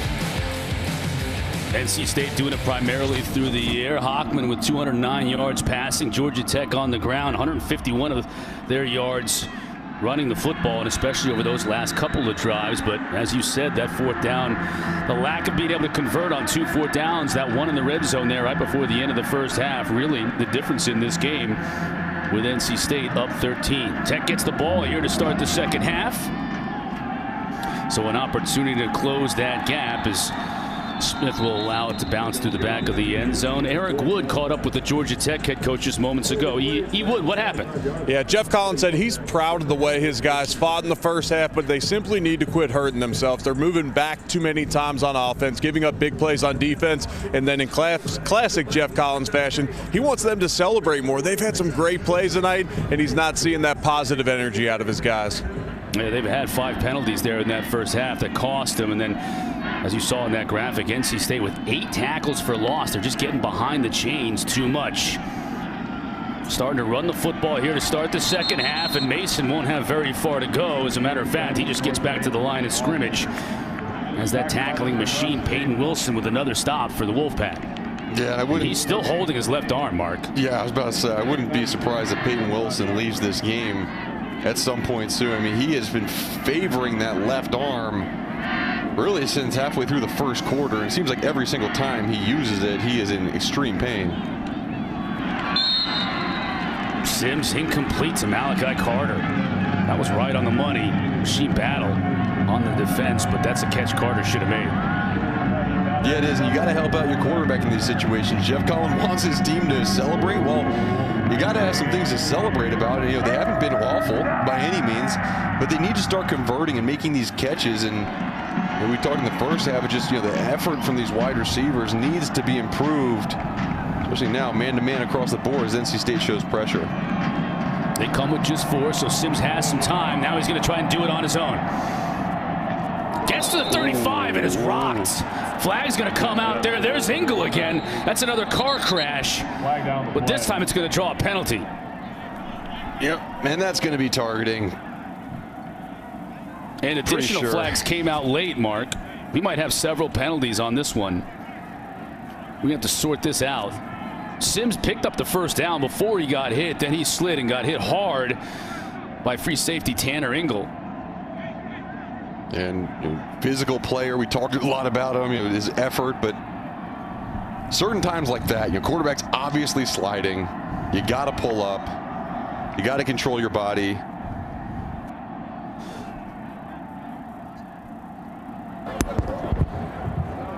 After the play, late hit, personal foul with targeting on the defense.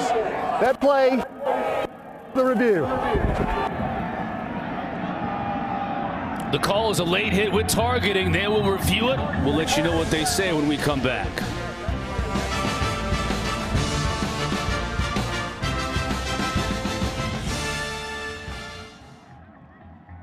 To the head or neck area by any part of the body by the defender is going to result in a targeting call. That's a good call. And Jeff Sims, we saw him try to slide earlier in the game, just not really proficient at sliding. But on that play, it wasn't a clean slide, but definitely was a slide. He gave himself up, and you see, when you are ruled a defenseless player like he was after he slid, you cannot contact the head or neck area at all.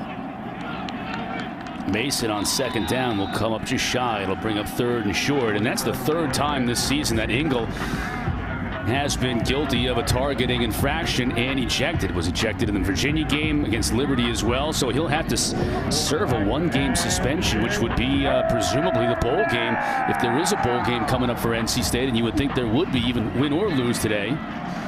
Even though we're having bowl games canceled left and right, we've already had 10 of them canceled. Mason trying to, no, it was Sims on the outside, makes a player miss, then goes down after a 10-yard pickup. That's a 1st down. Great fake by Sims. Yeah, and much better slide as well. But good job, just really kind of smooth pull. Learned his lesson. That's a slide. That is a true slide. Another unbalanced formation by Georgia Tech. Another run looking set. Look for that quarterback option at the top of your screen. Sims keeps it, does the read very well, as if he would have handed that off to Dante Smith, it would have been a big loss. Instead, it's about a 6-yard gain. Yeah, that's what they're trying to do. They're loading up one side of the field, getting basically a nub on the other side of the field. And when you see this unbalanced set, really the whole defense is shifted towards the bottom of the screen, which just leaves really a one-on-one with Jeff Sims and Isaac Duffy, the defender, and Sims picked up 6 on 1st down. Smith, nowhere to go, spins out of it, stays on his feet. Now he's just trying to get back to the line of scrimmage, which he does, and maybe even picks up a yard. Wow. I mean, it's a good job defensively up front. Savion Jackson, number 90, just really sets the edge, but Smith just refuses to go down and picks up a couple yards and makes it 3rd and short. And that's the type of effort that Jeff Collins talks about. He said, we are a team that is effort-based team. He's going to show that play by Dante Smith as one that showed an example of the effort that he wants to see. Unbalanced now again. Jordan Mason in the backfield on 3rd down. The give to Mason, big hole. Into the secondary, down to the 15. Another 13 yards for this running attack now that is getting close to 200 yards rushing on the day. Yeah, good down block on the outside by Zach Quinney, number 73. And I think Jordan Mason had a little bit more room out to the outside if he had just kind of cut out rather than in. But either way, good job picking up the 1st down. And they're in striking distance. This is a red zone drive. Last time they kept it in the quarterback's hands to run around the left edge for a touchdown. Sims keeps it. Has a big hole inside the 5, down to the goal line. Did he stretch the ball across? They're going to rule him down at the 1. Stay down. 14 yards for Sims, and Georgia Tech wants to go quickly.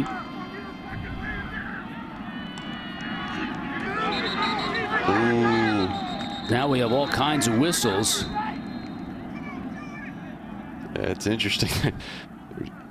NC State player was a little banged up right towards the end of that last play. Offense number 54. 5-yard penalty. 1st down. And true freshman Jordan Williams.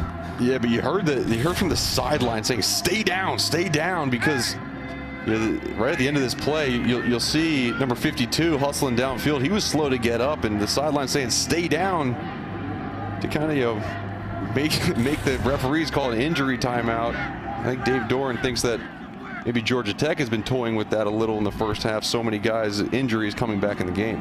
Well, the false start could prove costly for Georgia Tech. Here's Mason trying to muscle his way down to the 1-yard line, and he does.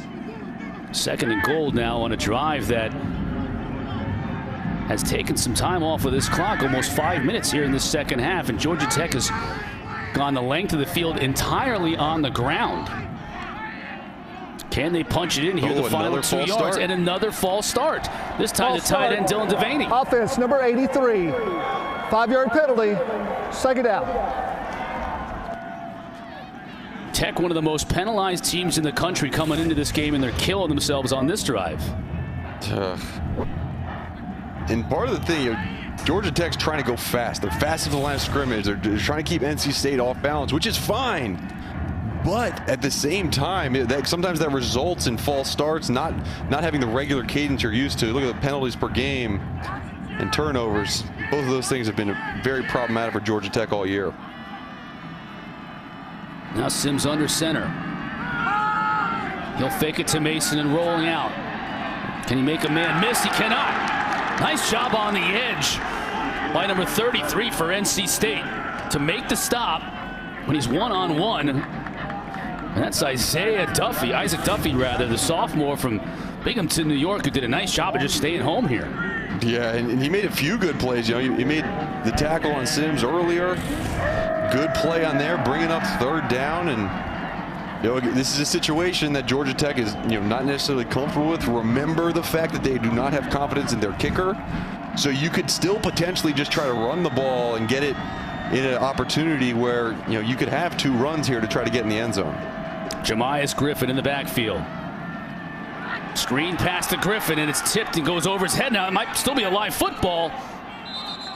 It goes out of bounds before the officials blow the whistle, so they're going to rule that on the field as a lateral. Yeah, they are, and I think Tyler Baker-Williams, number 13, you see him coming off the edge. The ruling on the field is a backwards pass that went out of bounds. 4th down. And it's not where the ball goes after the tip. It's really just the 2 feet after it leaves Jeff Sims' hand and before it hits Tyler Baker's hand.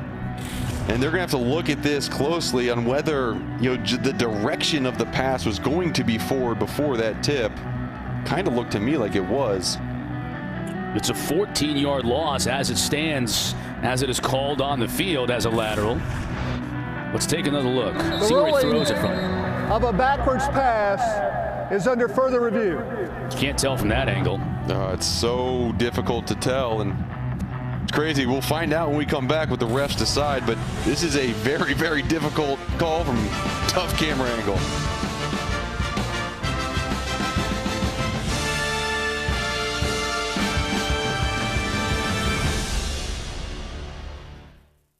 Think you got to kick a field goal here? I mean, you got to get some points.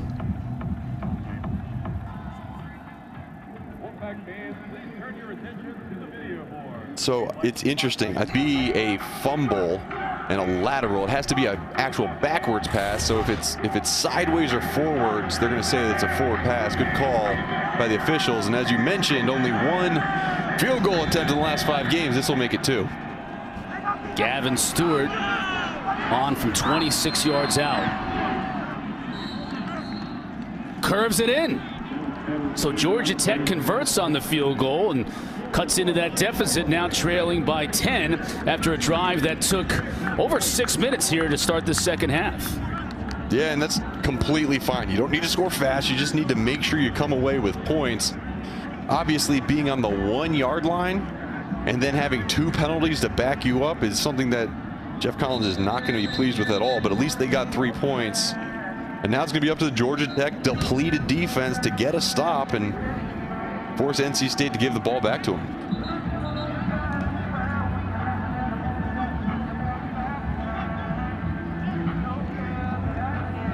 Georgia Tech going over 200 yards rushing in the game on that drive, now at 214. NC State, by contrast, has really done it offensively, largely on the strength of Bailey Hockman's arm. Over 200 passing yards there in the first half for Hockman. Let's see if that continues as they look to keep this lead in the second half. You know, it's an accomplishment, too, for Georgia Tech offensively. I mean, NC State defense, they're ranked 6th in the ACC, only giving up 150 rushing yards a game, so well over that average. And they've been successful. Here's Bam Knight from his 3.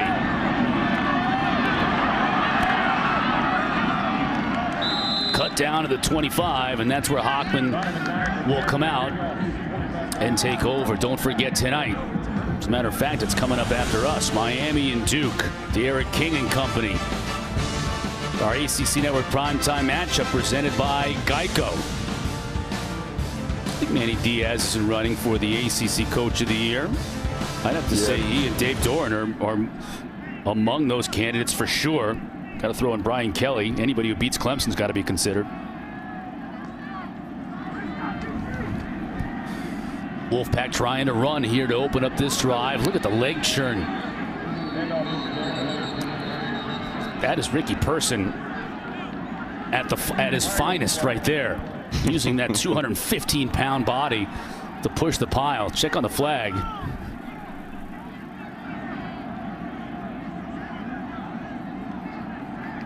Gain of about 3 on the run, flag notwithstanding. After the play was over, personal foul, unnecessary roughness, number 79 on the offense. 15-yard penalty. The down will count. Second down. Ekwonu, the guilty party. See, he's on the left side of your screen. Yeah, I mean, so you kind of saw him flash around the top of that screen. I mean, he was kept on blocking his dude. I don't know. Eric Wood, tell me what you think about that penalty after the play. Yeah, that's called blocking through the whistle, Mark, not to the whistle. He blocked through it. Sometimes refs let that go, but this has been a chippy game throughout. Unnecessary roughness it has been called throughout the game on both sides. They're trying to keep it as clean as possible. Now second down and 21 because it was after the play, but Thayer Thomas on the receiving end here, and that's a big pickup for the Wolfpack. Going tempo again, not allowing Georgia Tech to get new players on the field. And Thayer Thomas, he's fresh. You know, Thayer Thomas is a guy, he's been rotating in and out with Porter Rooks, I'm sorry. And so he's a guy who, that slot position does a lot of running throughout a game. Allows him to play full speed when he rotates in and out.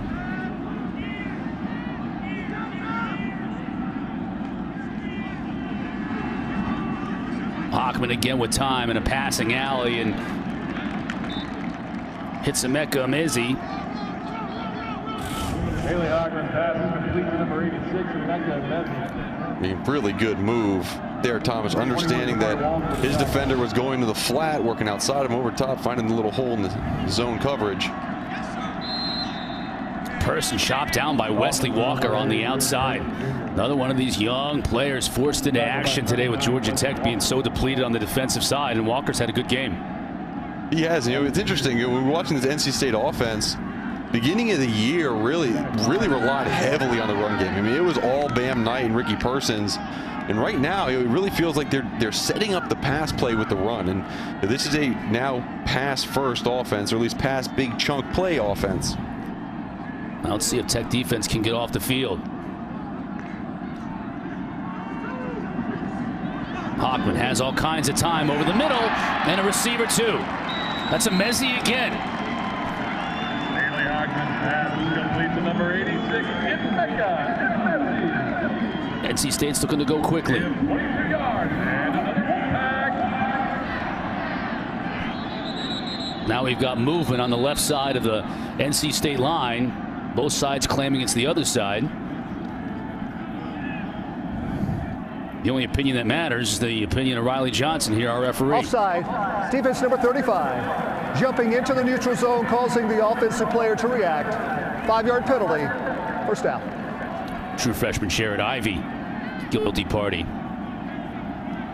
That's the 8th penalty of the night against Georgia Tech.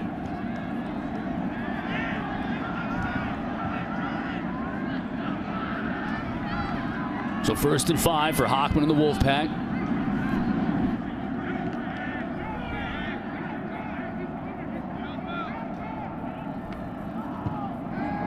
Tech comes with pressure. Can Curry get there? He cannot. Overshoots his receiver, Thomas. And it'll be 2nd down and 5. Yeah, Thayer Thomas was looking for a little bit of a hold. Looks like he was restricted ever so slightly on that route. Either way, 2nd and 5. And sounded like a few of the cardboard cutouts there at Carter Finley were calling for that pull as well. They do have some fans there tonight. I think it's 5,000. The limit of fans inside Carter Finley tonight on senior night. 2nd down and 5 for Hockman. Little screen. Thayer Thomas gets rocked too. Jaquan Griffin was there. Tariq Carpenter as well. Great play by Jaquan Griffin. Struggling, fighting through some cramps earlier in the game, but those screen passes, the tunnel screen to wide receivers, and then the little running back screens. I mean, as a linebacker, as a defensive back, you say, look, we're going to turn it back inside, but we need guys up front running to the ball. Great job by him to make that stop for a loss, actually, on the play. Wolfpack 4 of 8 on third down in this game.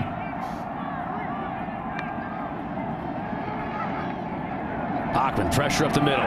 Avoids it, tries to get the jump ball to his receiver, and cannot, but we have a flag. Mezzi went up and got it, but he landed out of bounds. Now let's check the flag and see if it was on Zamari Walton, who was covering on the play. And I think it's going to be. Wow. I was going to say, I thought that might have been on Emeka Mezzi pushing Defensive off. pass interference, number 21. 15-yard penalty and an automatic first down.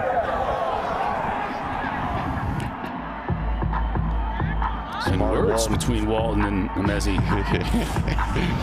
And Walton can't believe it. Let's look at this end of this play. I mean, they're hands-on and, interesting. Although Walton does back off at the end, Emeka Mezzi never pushes. He just kind of fades away and still out of bounds, but picked up 15 yards and first down. And that's what Emeka Mezzi does. Yeah, he's so big, it's hard to cover him. Back in the red zone.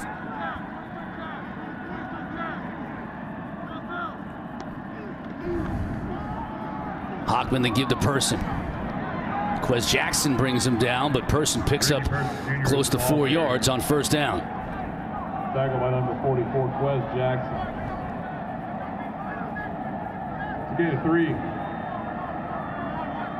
Just running the clock out and running the clock down, and this game it kind of feels like it's more of a spread than a 10-point game, but this is still such an important red zone defensive drive for Georgia Tech.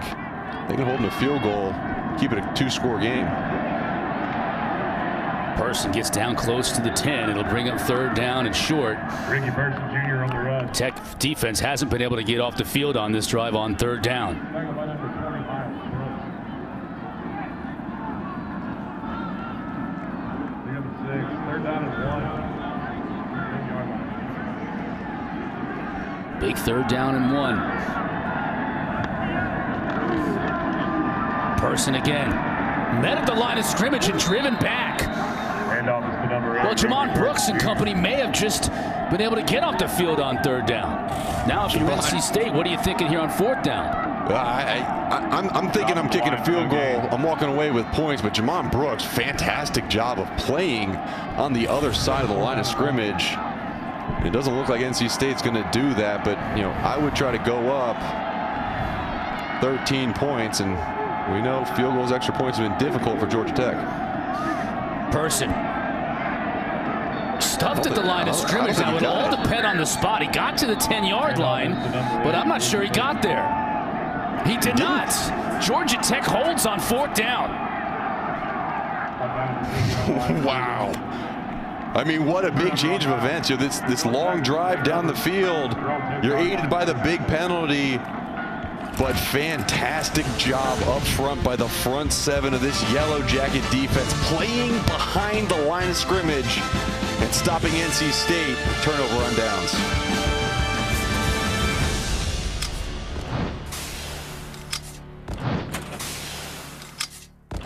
Countdown to the College Football Playoff National Championship, Monday, January 11th on ESPN. We'll find out who the 4 teams are on January, or rather on December 11th, and then January 11th, the national championship.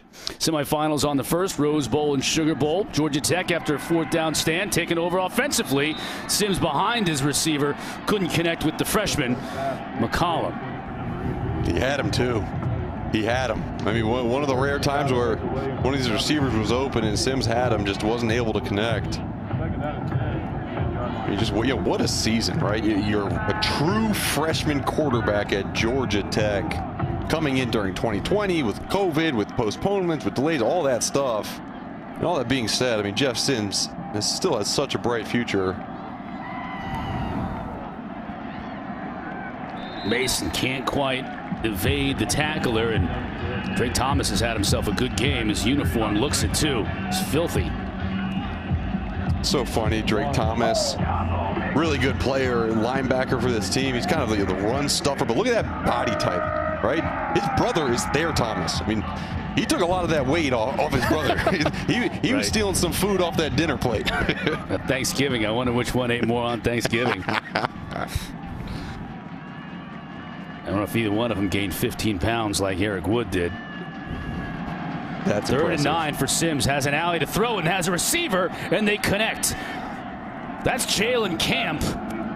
And they convert a big 3rd down deep in their own territory to keep this drive alive. Good job working back to the ball. You see how Camp, where he didn't break directly to the sideline, he kind of worked back towards the quarterback and made an easy throw for Sims. Good job being on target, and Georgia Tech's lining up in that same unbalanced look with 2 wide receivers at the bottom of your screen that you can't see. The give to Mason, puts his shoulder down and runs through one arm tackle. And unfortunately for NC State, that arm tackle was Peyton Wilson, who's had a banged up arm all night long. Yeah, they got to get him out of this game. I mean, he's honestly, he's at risk to hurt himself further right now. And looks like they have pulled him for this play. Yeah, I think he ran off just in a great deal of pain. Sims has pressure, also has a receiver. That's Sanders, who stays in bounds. Close to midfield before finally being tackled. They'll mark him down at the 46. Yeah, Donica Sanders, I mean, he has kind of come out of nowhere for this team. He's got 6 receptions today. He only has 8 on the entire season. He's a guy who, you know, he's a redshirt junior. He's been in this program for a little bit, just hasn't had a ton of opportunities because it has been that option style offense. Jemias Griffin into Wolfpack territory, puts his shoulder down and picks up an extra 4 yards. And why not now? Why not now for Georgia Tech to start moving the ball on offense? I mean, your defense has done a relatively good job just keeping you in the game. But it seems like this offensive line is playing a little bit stronger, a little bit more effort by these tight ends and these wide receivers downfield. And a good run by Jemias Griffin. And Jemias Griffin's a guy, he was Gatorade Player of the Year in high school in Georgia. True sophomore, got a lot of talent. This last couple of games, Griffin did with an injury, and the timing couldn't be better for Georgia Tech. Without Jameer Gibbs available in this game with a hamstring injury, they get Jemias Griffin back. Player on the field is Daniel Joseph, defensive end for the Wolfpack. Eric Wood's on the field as well. What do you got, E-Wood? 3 running backs are stepping up for Georgia Tech tonight without Jameer Gibbs in the game. Griffin, Mason, and Dante Smith, number 28. And Tashard Choice, a former teammate of mine in Buffalo, is their running backs coach. When we talked to offensive coordinator Dave Patno this week, he said Tashard Choice is a great blend of holding the guys accountable, but still being able to relate to them. And I give Tashard a lot of credit in this day and age where everybody wants to transfer. They have 4 incredible running backs at Georgia Tech. None of them hit the transfer portal, and you see the fruits of it on a night like tonight when your star running back Gibbs is out. You have 3 guys carrying the load for them. Yeah, and Tashard Choice, not only a fantastic coach, but he's been a mentor to a lot of these guys, including this fella, true freshman Jameer Gibbs. This is the injury he sustained last week. He just pulled up without even being hit. It looked like a pretty bad hamstring situation, but you know, I echo that. Tashard Choice has done a fantastic job, not only coaching, but getting these players to buy into this new Georgia Tech offense. 7 more yards for Jemias Griffin. Drake Thomas brings him down, but Georgia Tech really starting to run the football here at the end of the 3rd quarter. Griffin comes up limping a little bit. Mason back in the game for the Jackets.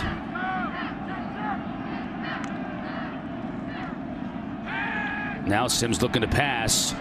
Play just wasn't there. He'll take what he can get, and that's a couple. It'll bring up a big 3rd down for Georgia Tech.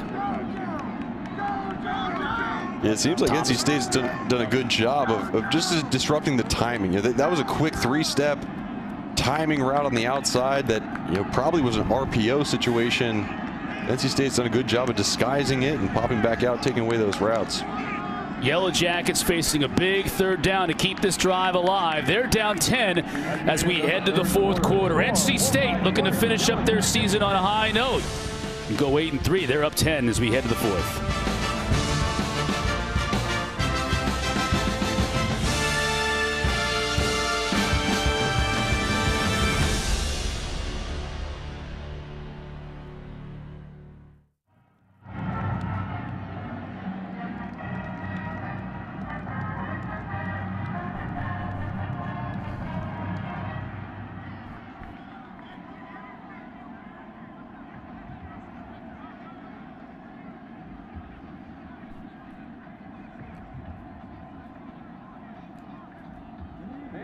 Time now to recognize some of our NC State.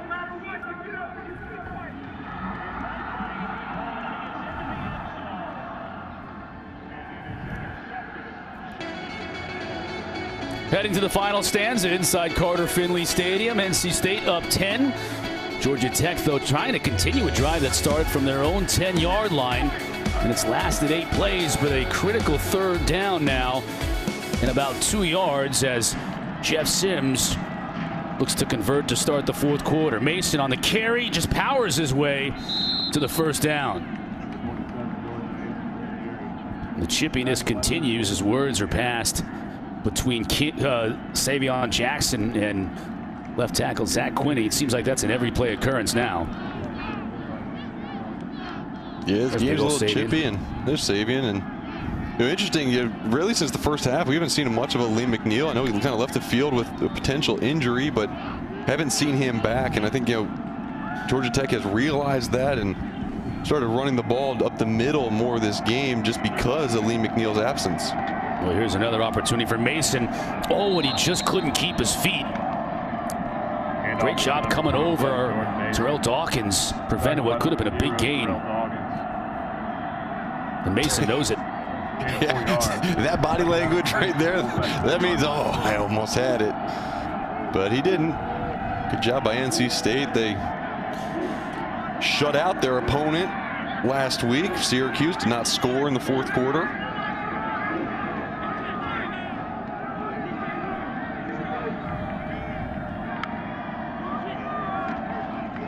Again, the give to Mason. This time, nowhere to go. Calvin Hart Jr. coming in from that linebacker spot quickly to make the stop. There's a Lee McNeil back in the game. Can't miss him. Big boy heard me talking about him. He's like, I get back out there. Plus, he's number 29, which I think is almost a better number for a defensive lineman than a single number. 29, yeah, it doesn't belong, but no. I think it does perfectly for Lee McNeil. Big works. 3rd and 6. Sims completes to McCollum. That'll be the first down. Jeff Sims pass complete to number 88, Nathan Nolan. You've seen a lot of these Georgia Tech wide receivers that haven't gotten a lot of action so far this year. McCollum entered the game with only 1 catch. Targeted a couple times tonight. That was a big catch. Keep his team driving in the red zone. Now to the end zone. Over the top. Sanders just couldn't get a foot in bounds. No, it was really close, too. Good job by Sanders. High pointing the ball.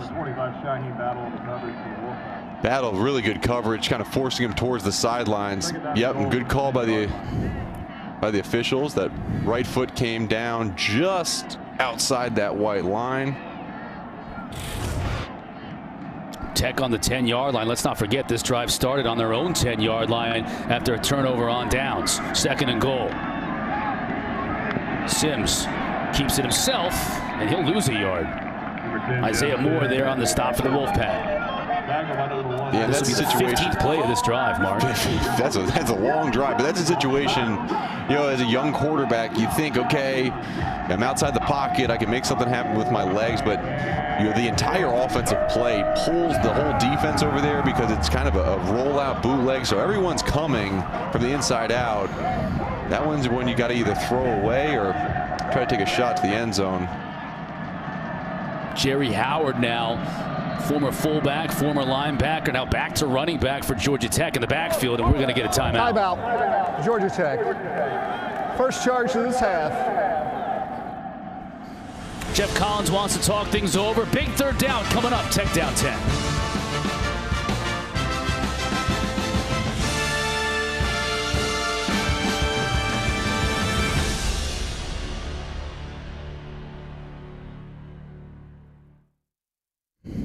Undefeated teams highlight our women's basketball triple header next Sunday on the ACC Network. We start with Pittsburgh. Panthers hosting Clemson at noon. Then NC State takes on BC. We cap the afternoon off with North Carolina and Louisville. Drive started at the 10-yard line, their own 10-yard line. They worked it all the way to NC State's 10, now facing a 3rd and goal from the 11. Sims with the handoff. Jamias Griffin just could not, or Dante Smith rather, just could not escape that final tackler after a 6-yard gain, 4th down.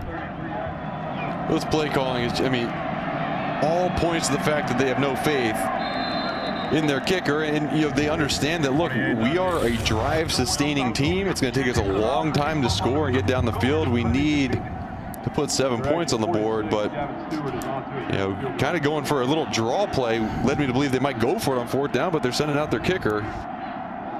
Interesting play call. Yeah, Stewart made one moments ago. Makes another one. So 2 in a row for Georgia Tech in the kicking game. That's a big deal. Also a big deal, they're only down 1 score here in the 4th. NC State getting the ball back next, up 7.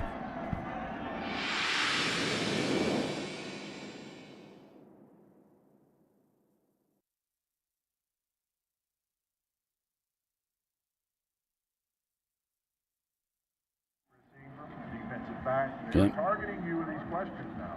Do you prefer a cake or a pie? That's interesting.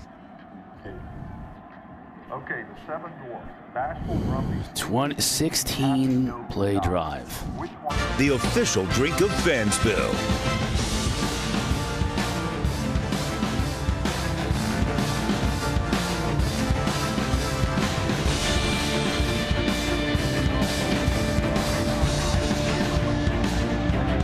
During these challenging times, ESPN and the V Foundation's fight against cancer has not and will not stop.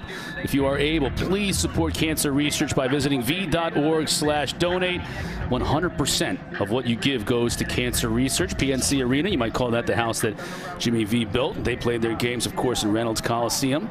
Now NC State basketball team, bigger arena. They're underway on the season. We're underway here in the 4th quarter. We got a good one for you. Bam Knight tripped up before he gets to the 20. Big special teams play by Georgia Tech. Could get a late flag here. No, I haven't seen it come out yet. And maybe we won't get it. We've mentioned it before. This has gotten chippy here in the 2nd half, and it continues on this kickoff play.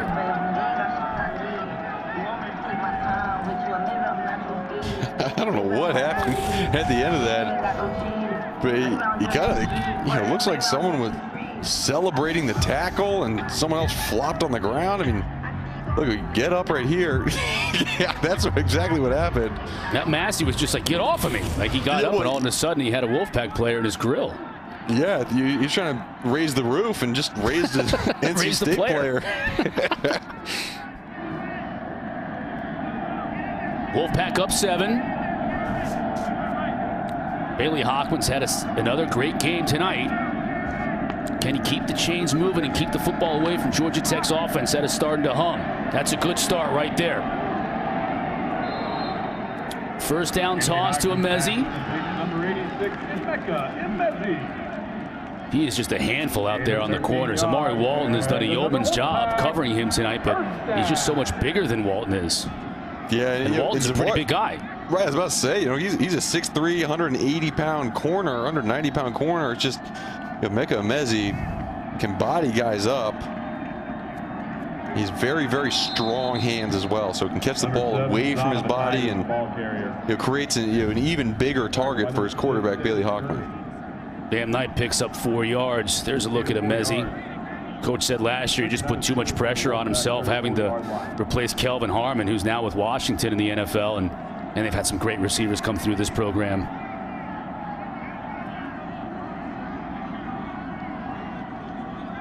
Second down and 6. Person in the backfield. Hockman will look to throw. Has time, has a receiver, and another great catch. That's Emezi showing he's got not only the size, but the wheels to get open and the hands to make a catch like that in traffic. Yeah, it's a good job. Georgia Tech is not playing straight man-to-man. I think with the depleted secondary and lack of pass rush, just aren't playing man, but Emeka Emezi's finding the soft spots in the zone.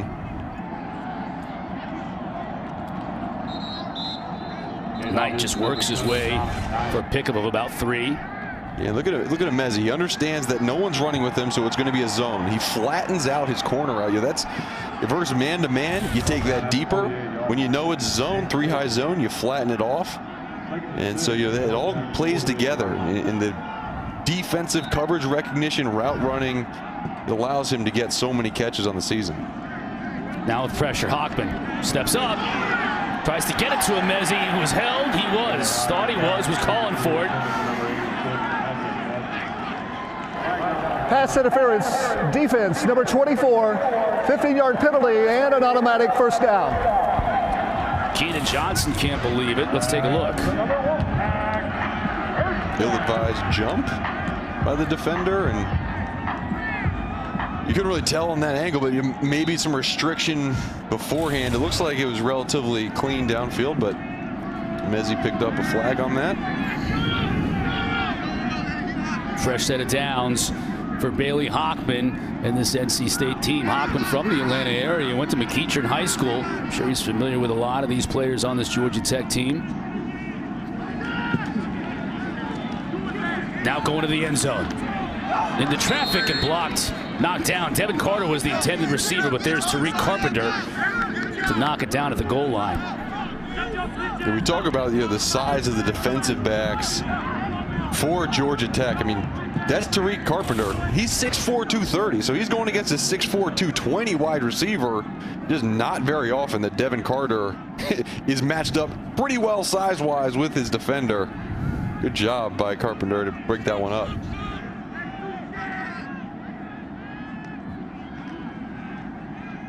Out to Bam Knight. In trouble in the backfield. Can he work his way back to the line of scrimmage? Cannot. Georgia Tech swarming on defense. Quez Jackson leading the way.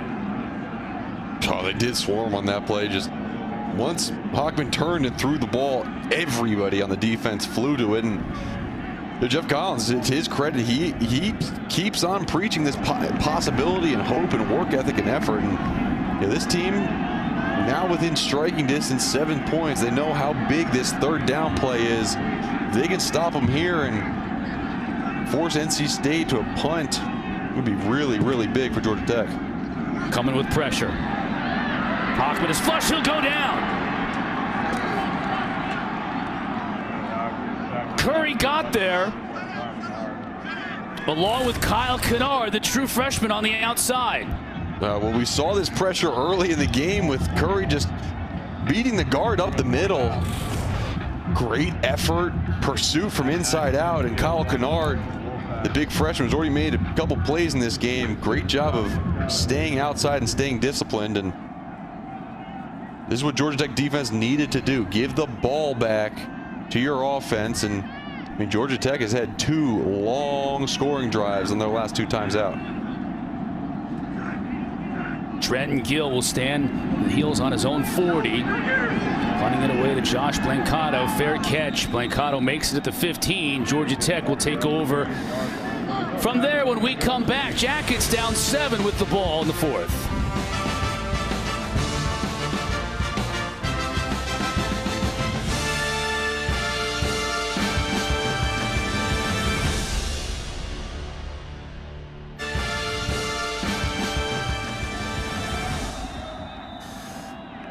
Wolfpack led by 13 at the half. Georgia Tech has chipped away in the second half with a couple of field goals. Now down 7. And trying to continue the running game here in this second half. But the Wolfpack having none of it there on first down as Mason gets stoned for a 1-yard loss. Yeah, and really this whole second half, it's been Georgia Tech. I mean, Georgia Tech has had the ball pretty much the whole half. NC State's only had 2 possessions, come away with 0 points in this second half. And remember, NC State went for it on 4th down rather than a chip shot field goal before the half. Would have put them up by 10 rather than 7 in this situation. Sims downfield has all kinds of time.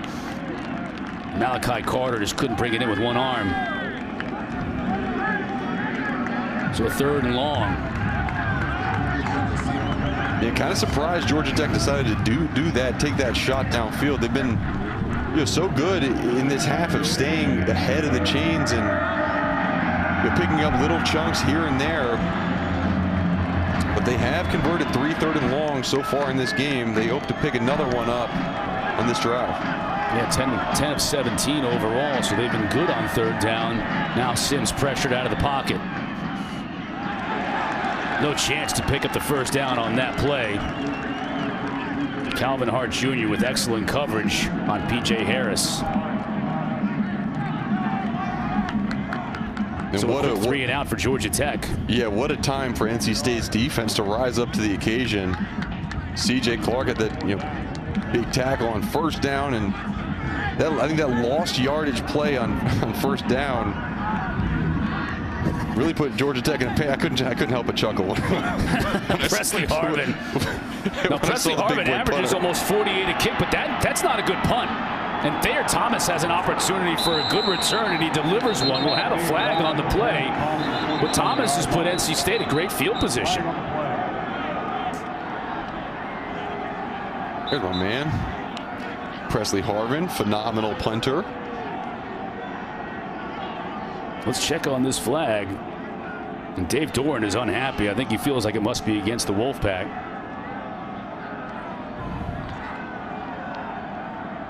A 13-yard return from Thayer Thomas on the 45-yard punt would have set up NC State nicely, but now the officials meeting at midfield. Doran's pacing the sideline, letting them all hear it. There are 2 fouls on the play. During the play, one after the play. During the return, personal foul, blindside block, number 19. 15-yard penalty. After the play was over, unsportsmanlike conduct, number 5 on the kicking team, Georgia Tech. That's 15 yards, first down, North Carolina State. We'll sort it all out when we come back. The bottom line is NC State has the lead and the ball in the 4th.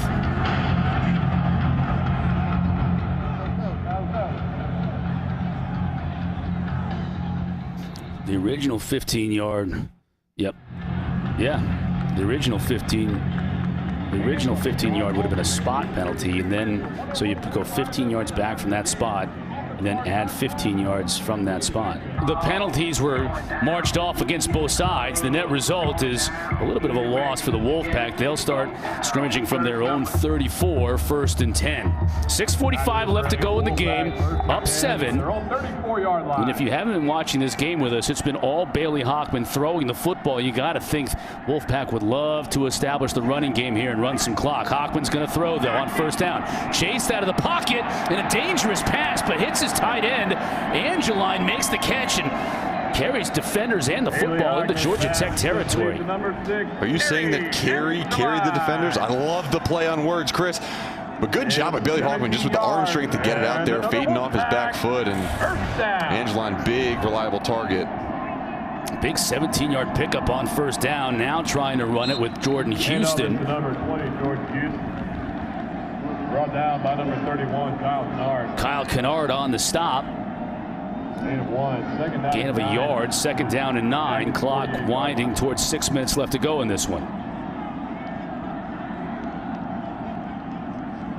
This Georgia Tech defense, I mean, they are absolutely decimated. They're, we talked about at the beginning of the game, down their top 4 defensive ends, their top cornerback, top nickelback, their safety. I mean, they got a lot of guys out, and they've been playing well, and no drive more important than this one right here at the end of the game. Hockman letting that play clock wind all the way down inside of 5 seconds. Now chased out of the pocket. He's just going to have to throw this one away. And that mark at the start of this drive, you and I talked during the commercial break about the fact that NC State just has not gotten their running game going. 62 yards on 26 carries for the game. And when you want to burn clock in the 4th quarter, you can't afford incomplete passes like that. Yeah, and it's not like they don't have the guys to do it. I mean, Ricky Persons, Bam Knight, both these guys, they really can do stuff impressive on the ground. And you would think in this drive situation, obviously not this play, you would try to run some clock. Need to pick up a first down, though, 9 yards. 3rd down and 9 from midfield. Tech bringing some pressure. It's picked up. Incomplete. And we get a late flag. Zamari Walton was defending on the play. Emeka Mezi, the intended receiver, and after the defense of the pass, the flags came flying. Defensive pass interference, number 21. That ball will be placed at the spot of the foul. Automatic first down.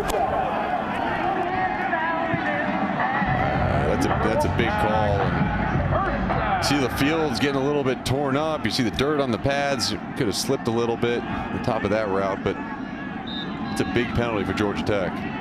8th penalty in the second half against Georgia Tech, 12 for the game. First down, NC State. Hockman, pressure up the middle, gets rid of it though. Just too far for Emeka Emezi. Let's take a look at that pass interference call. Look at the bottom of the screen, all the way at the bottom, outside of release by Emeki, and right there at the top of the route, you see the left arm of Zamari Walton just get under the shoulder pads of Emeka Emezi, not able to come back to it.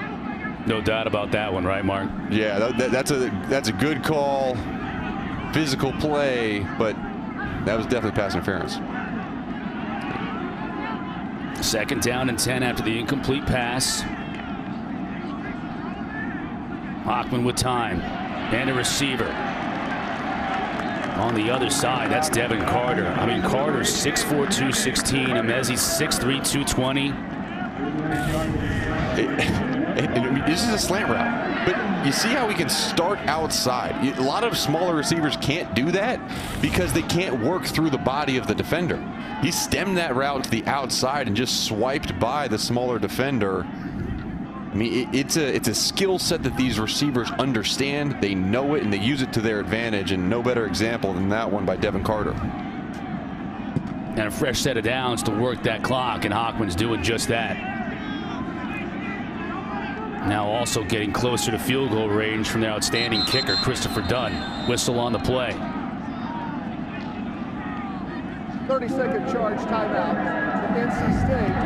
That is their first timeout of this half. NC State calling a timeout to talk things over here with a fresh set of downs.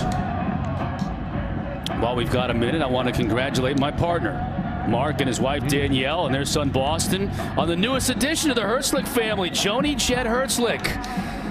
A little shy in this picture. Yeah, a little shy.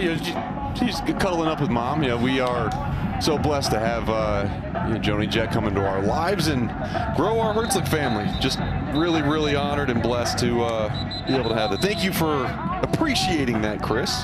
That is awesome right there. I enjoy my visits with Boston, your son, on a weekly basis when he puts the headset on here and we have our conversations. Today at halftime, walked upstairs. He said, "Where's Mr. Chris?" I said, "Come on downstairs. You want to say hi to Mr. Chris?" And came downstairs, said hi, and went back and jumped on the trampoline. Looking forward to conversations with Jet in the years to come.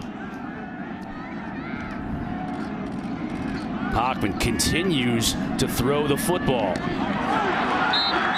Great catch at the 10. Incomplete. Boy, Emezi thought he had it. And you could hear it hit the breadbasket. I guess when a football hits a big man like that, you're going to hear it all the way up here. But can he come up with it? No. You see the ball roll, too. Watch it roll when he hits here. Yep. Right there. Hell of an effort. Oh, absolutely. Good job by the officials to see that, but I mean, that's a difficult route for a guy that big to turn, to lay out. Good effort. Tech brings some pressure, but it's picked up, meaning they tried to go over the top. Carpenter was there in coverage along with Walton.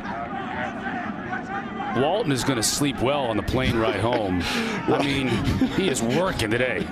So is Emeka Emezi. I mean, it just seems like they're just, okay, where's 86? We're just going to throw him the ball, and hopefully we got either pass interference or a catch.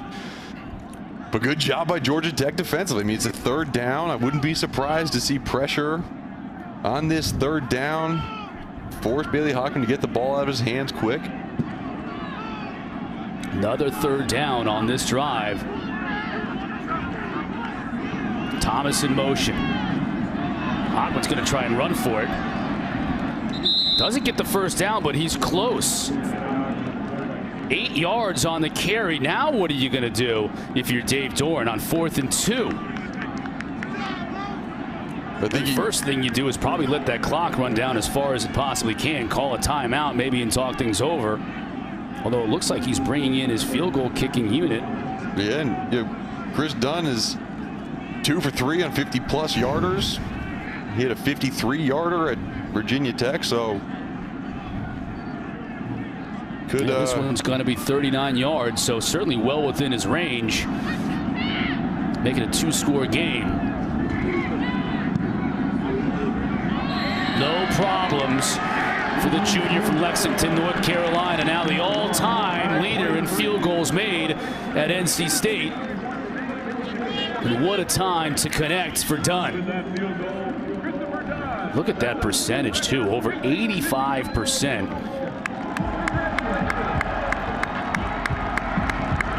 The Wolfpack up. Gets a nice ovation from the fans that are in attendance at Carter Finley tonight. And a hug from his head coach, and that's a big field goal. Yeah, it's a big field goal. Yeah, the game's not out of reach yet, but it's going to make it much, much more difficult for this Georgia Tech offense that, you know, really their scoring drives have been really long scoring drives. They're not really a big play offense, at least right now in this game. Good, monotonous drive, 9 plays, 59 yards by this NC State offense, and did enough to get in field goal range, and Chris Dunn did the rest.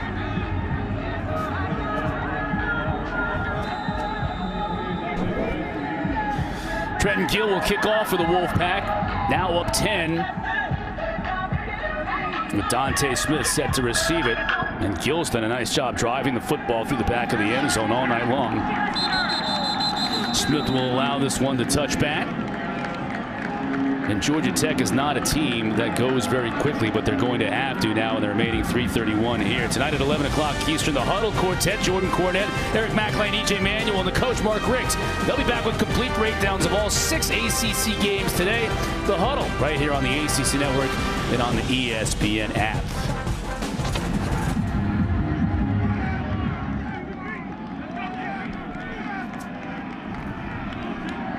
Sims from his own 25. Tech's going to have to move quickly. That's a good start. Sanders again, who's just having a breakout game tonight for the Jackets, 15 yards. A lot of them with those deep in cuts, and those will work well to pick up first downs during a 2-minute drill, but you got to work outside at some point.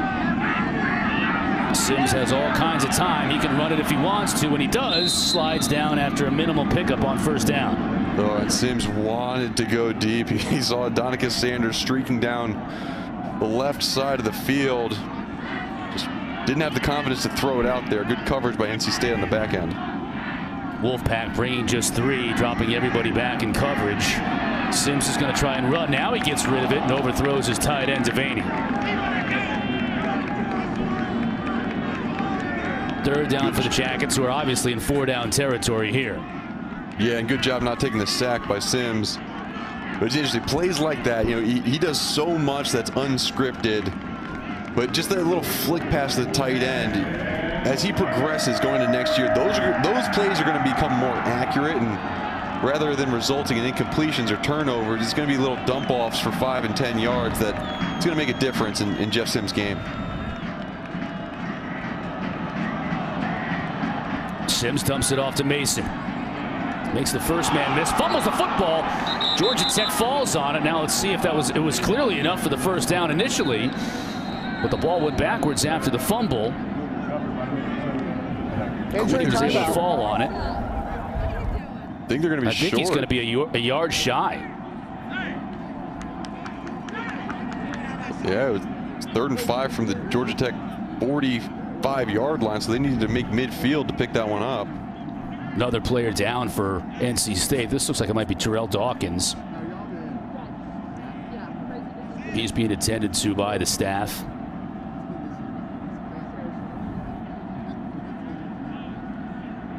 Checking out his ribs, and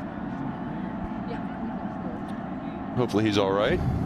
NC State, if they can get a W and hang on here tonight, they'll finish 8-3 on the year.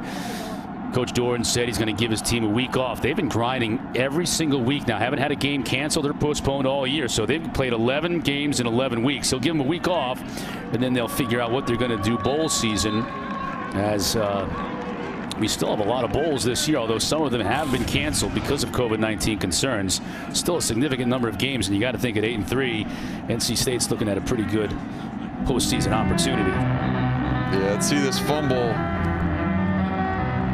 Yep, right there, ball came out. So it's number 5, Calvin Hart, who stripped that ball away.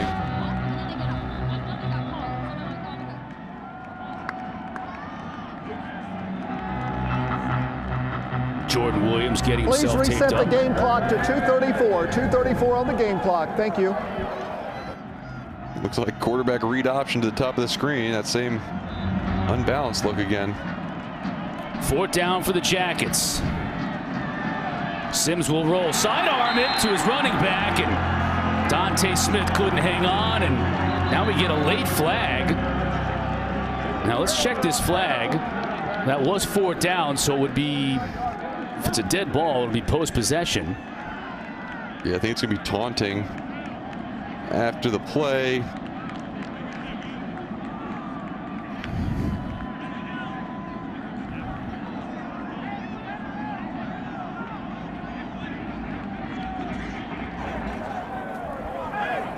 The ruling on the field is an incomplete pass. The ball will go over on downs. It'll be 1st down. We do have a penalty on the play. After the play was over, we have a dead ball, unsportsmanlike conduct on the defense, number 6. That's his first unsportsmanlike conduct foul of the game. It'll be NC State ball after we penalize the 15-yard penalty. 1st down. Jakeem Harris, the guilty party.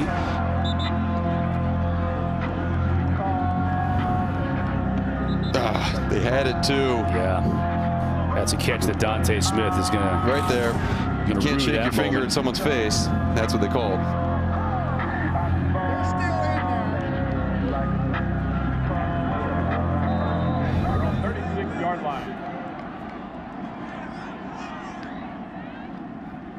I'm sure we'll get a healthy dose of person here as the Wolfpack look to just run this clock. Georgia Tech with just 2 timeouts on the board. Georgia Tech, that is their 2nd of the half. They'll take 1 here. Don't forget the huddle's coming up next. They'll take you right up until kickoff of Miami and Duke. Our ACC Network primetime game presented by Geico. Georgia Tech had some chances, Mark, and they certainly kept this game close in the 2nd half. They were able to run the football successfully, just could not quite get NC State off the field when they absolutely had to on several 3rd downs in the 2nd half, and then they weren't able to convert on their own. Yeah, no, and they weren't. And Georgia Tech, they still got a shot in this game if they hold NC State without a 1st down here. They're going to get the ball back. But you're right. There have been opportunities in certain situations. Just haven't been able to capitalize, but only giving up 23 points with this many players down defensively, it looks like it's going to be a loss, but still pretty impressive performance by the guys who had to fill in for the injured parties. Person just moving that pile. Georgia Tech calls their 3rd and final timeout. Timeout. Georgia Tech, 32nd timeout. Final timeout of this half. You mentioned the players missing, Mark, on this team, especially on defense. They had 10 players unavailable today, and that's, then you got to throw in earlier in the week Antonius Clayton opting out the rest of the year, wants to take care of himself from a mental health perspective. Coach talked about that this week and how the team is so fully supporting him, and Clayton says he wants to come back stronger than ever next year. Starting defensive end Avery Shoel, a backup safety who played a lot this year, entering the transfer portal this past week. So, and then you got a player like Jordan Dominic, who is the reigning ACC Defensive Lineman of the Week, unavailable today. Trey Swilling, unavailable. Caleb Oliver, nickelback, unavailable. 2 other defensive ends, Chico Bennett and Curtis Ryans, unavailable. Defense just decimated. Throw in your best tailback, Jameer Gibbs, with the hamstring injury suffered last week, couldn't go. Amarian Brown, your most explosive receiver, hasn't been able to go for a few weeks. It's the fact that they've been able to stay in this game is pretty remarkable. But another thing that's remarkable too, on 3rd and 1, NC State picks up the 1st down. Person with a big run to move the chains is NC State. They were 4-8 last year, and this is Dave Doran, who had to, over the last couple of years, replace all but 1 member of his staff. He's got a new offensive coordinator. He replaced Coach Huxtable on the defensive side, keeping Tony Gibson, but giving him the keys to the defense. And to go 8-3 this year, you got to tip your cap to Dave Doran, the staff, and these players for the job they've done. Absolutely. And just last year, only 1 ACC win. obviously well past that this season. And I mean, you look at the importance of this game. They're not going to make the ACC championship game, but they're in prime pole position for a really good bowl game. And when we talked to Dave Dorian, he said, put us in one of those Southern Bowls, one of those Florida Bowl games. We could use that. We could use some sunshine, and so especially after really the good Gatorade win. bath on a night like tonight. Yeah, absolutely right. All smiles for NC State, deservedly so, ending their regular season. And now, they do get a little bit of a break. The team will take a week off before reevaluating and starting to think about postseason preparation. Subbing in some seniors, I think.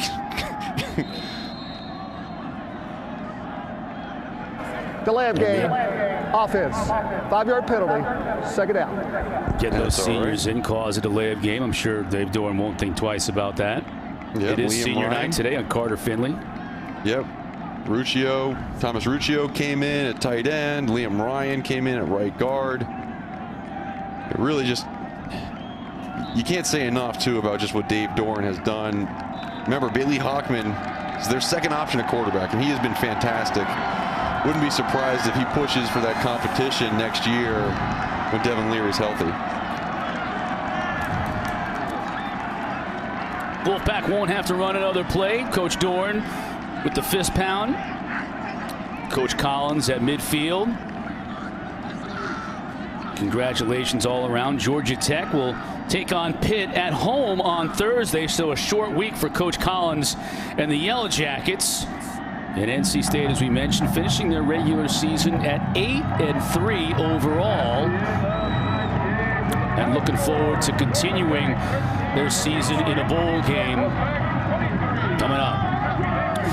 For Eric Wood and Mark Herzlich, I'm Chris Cotter. Thanks for watching, everybody. NC State with the big win. Let's send you to the studio.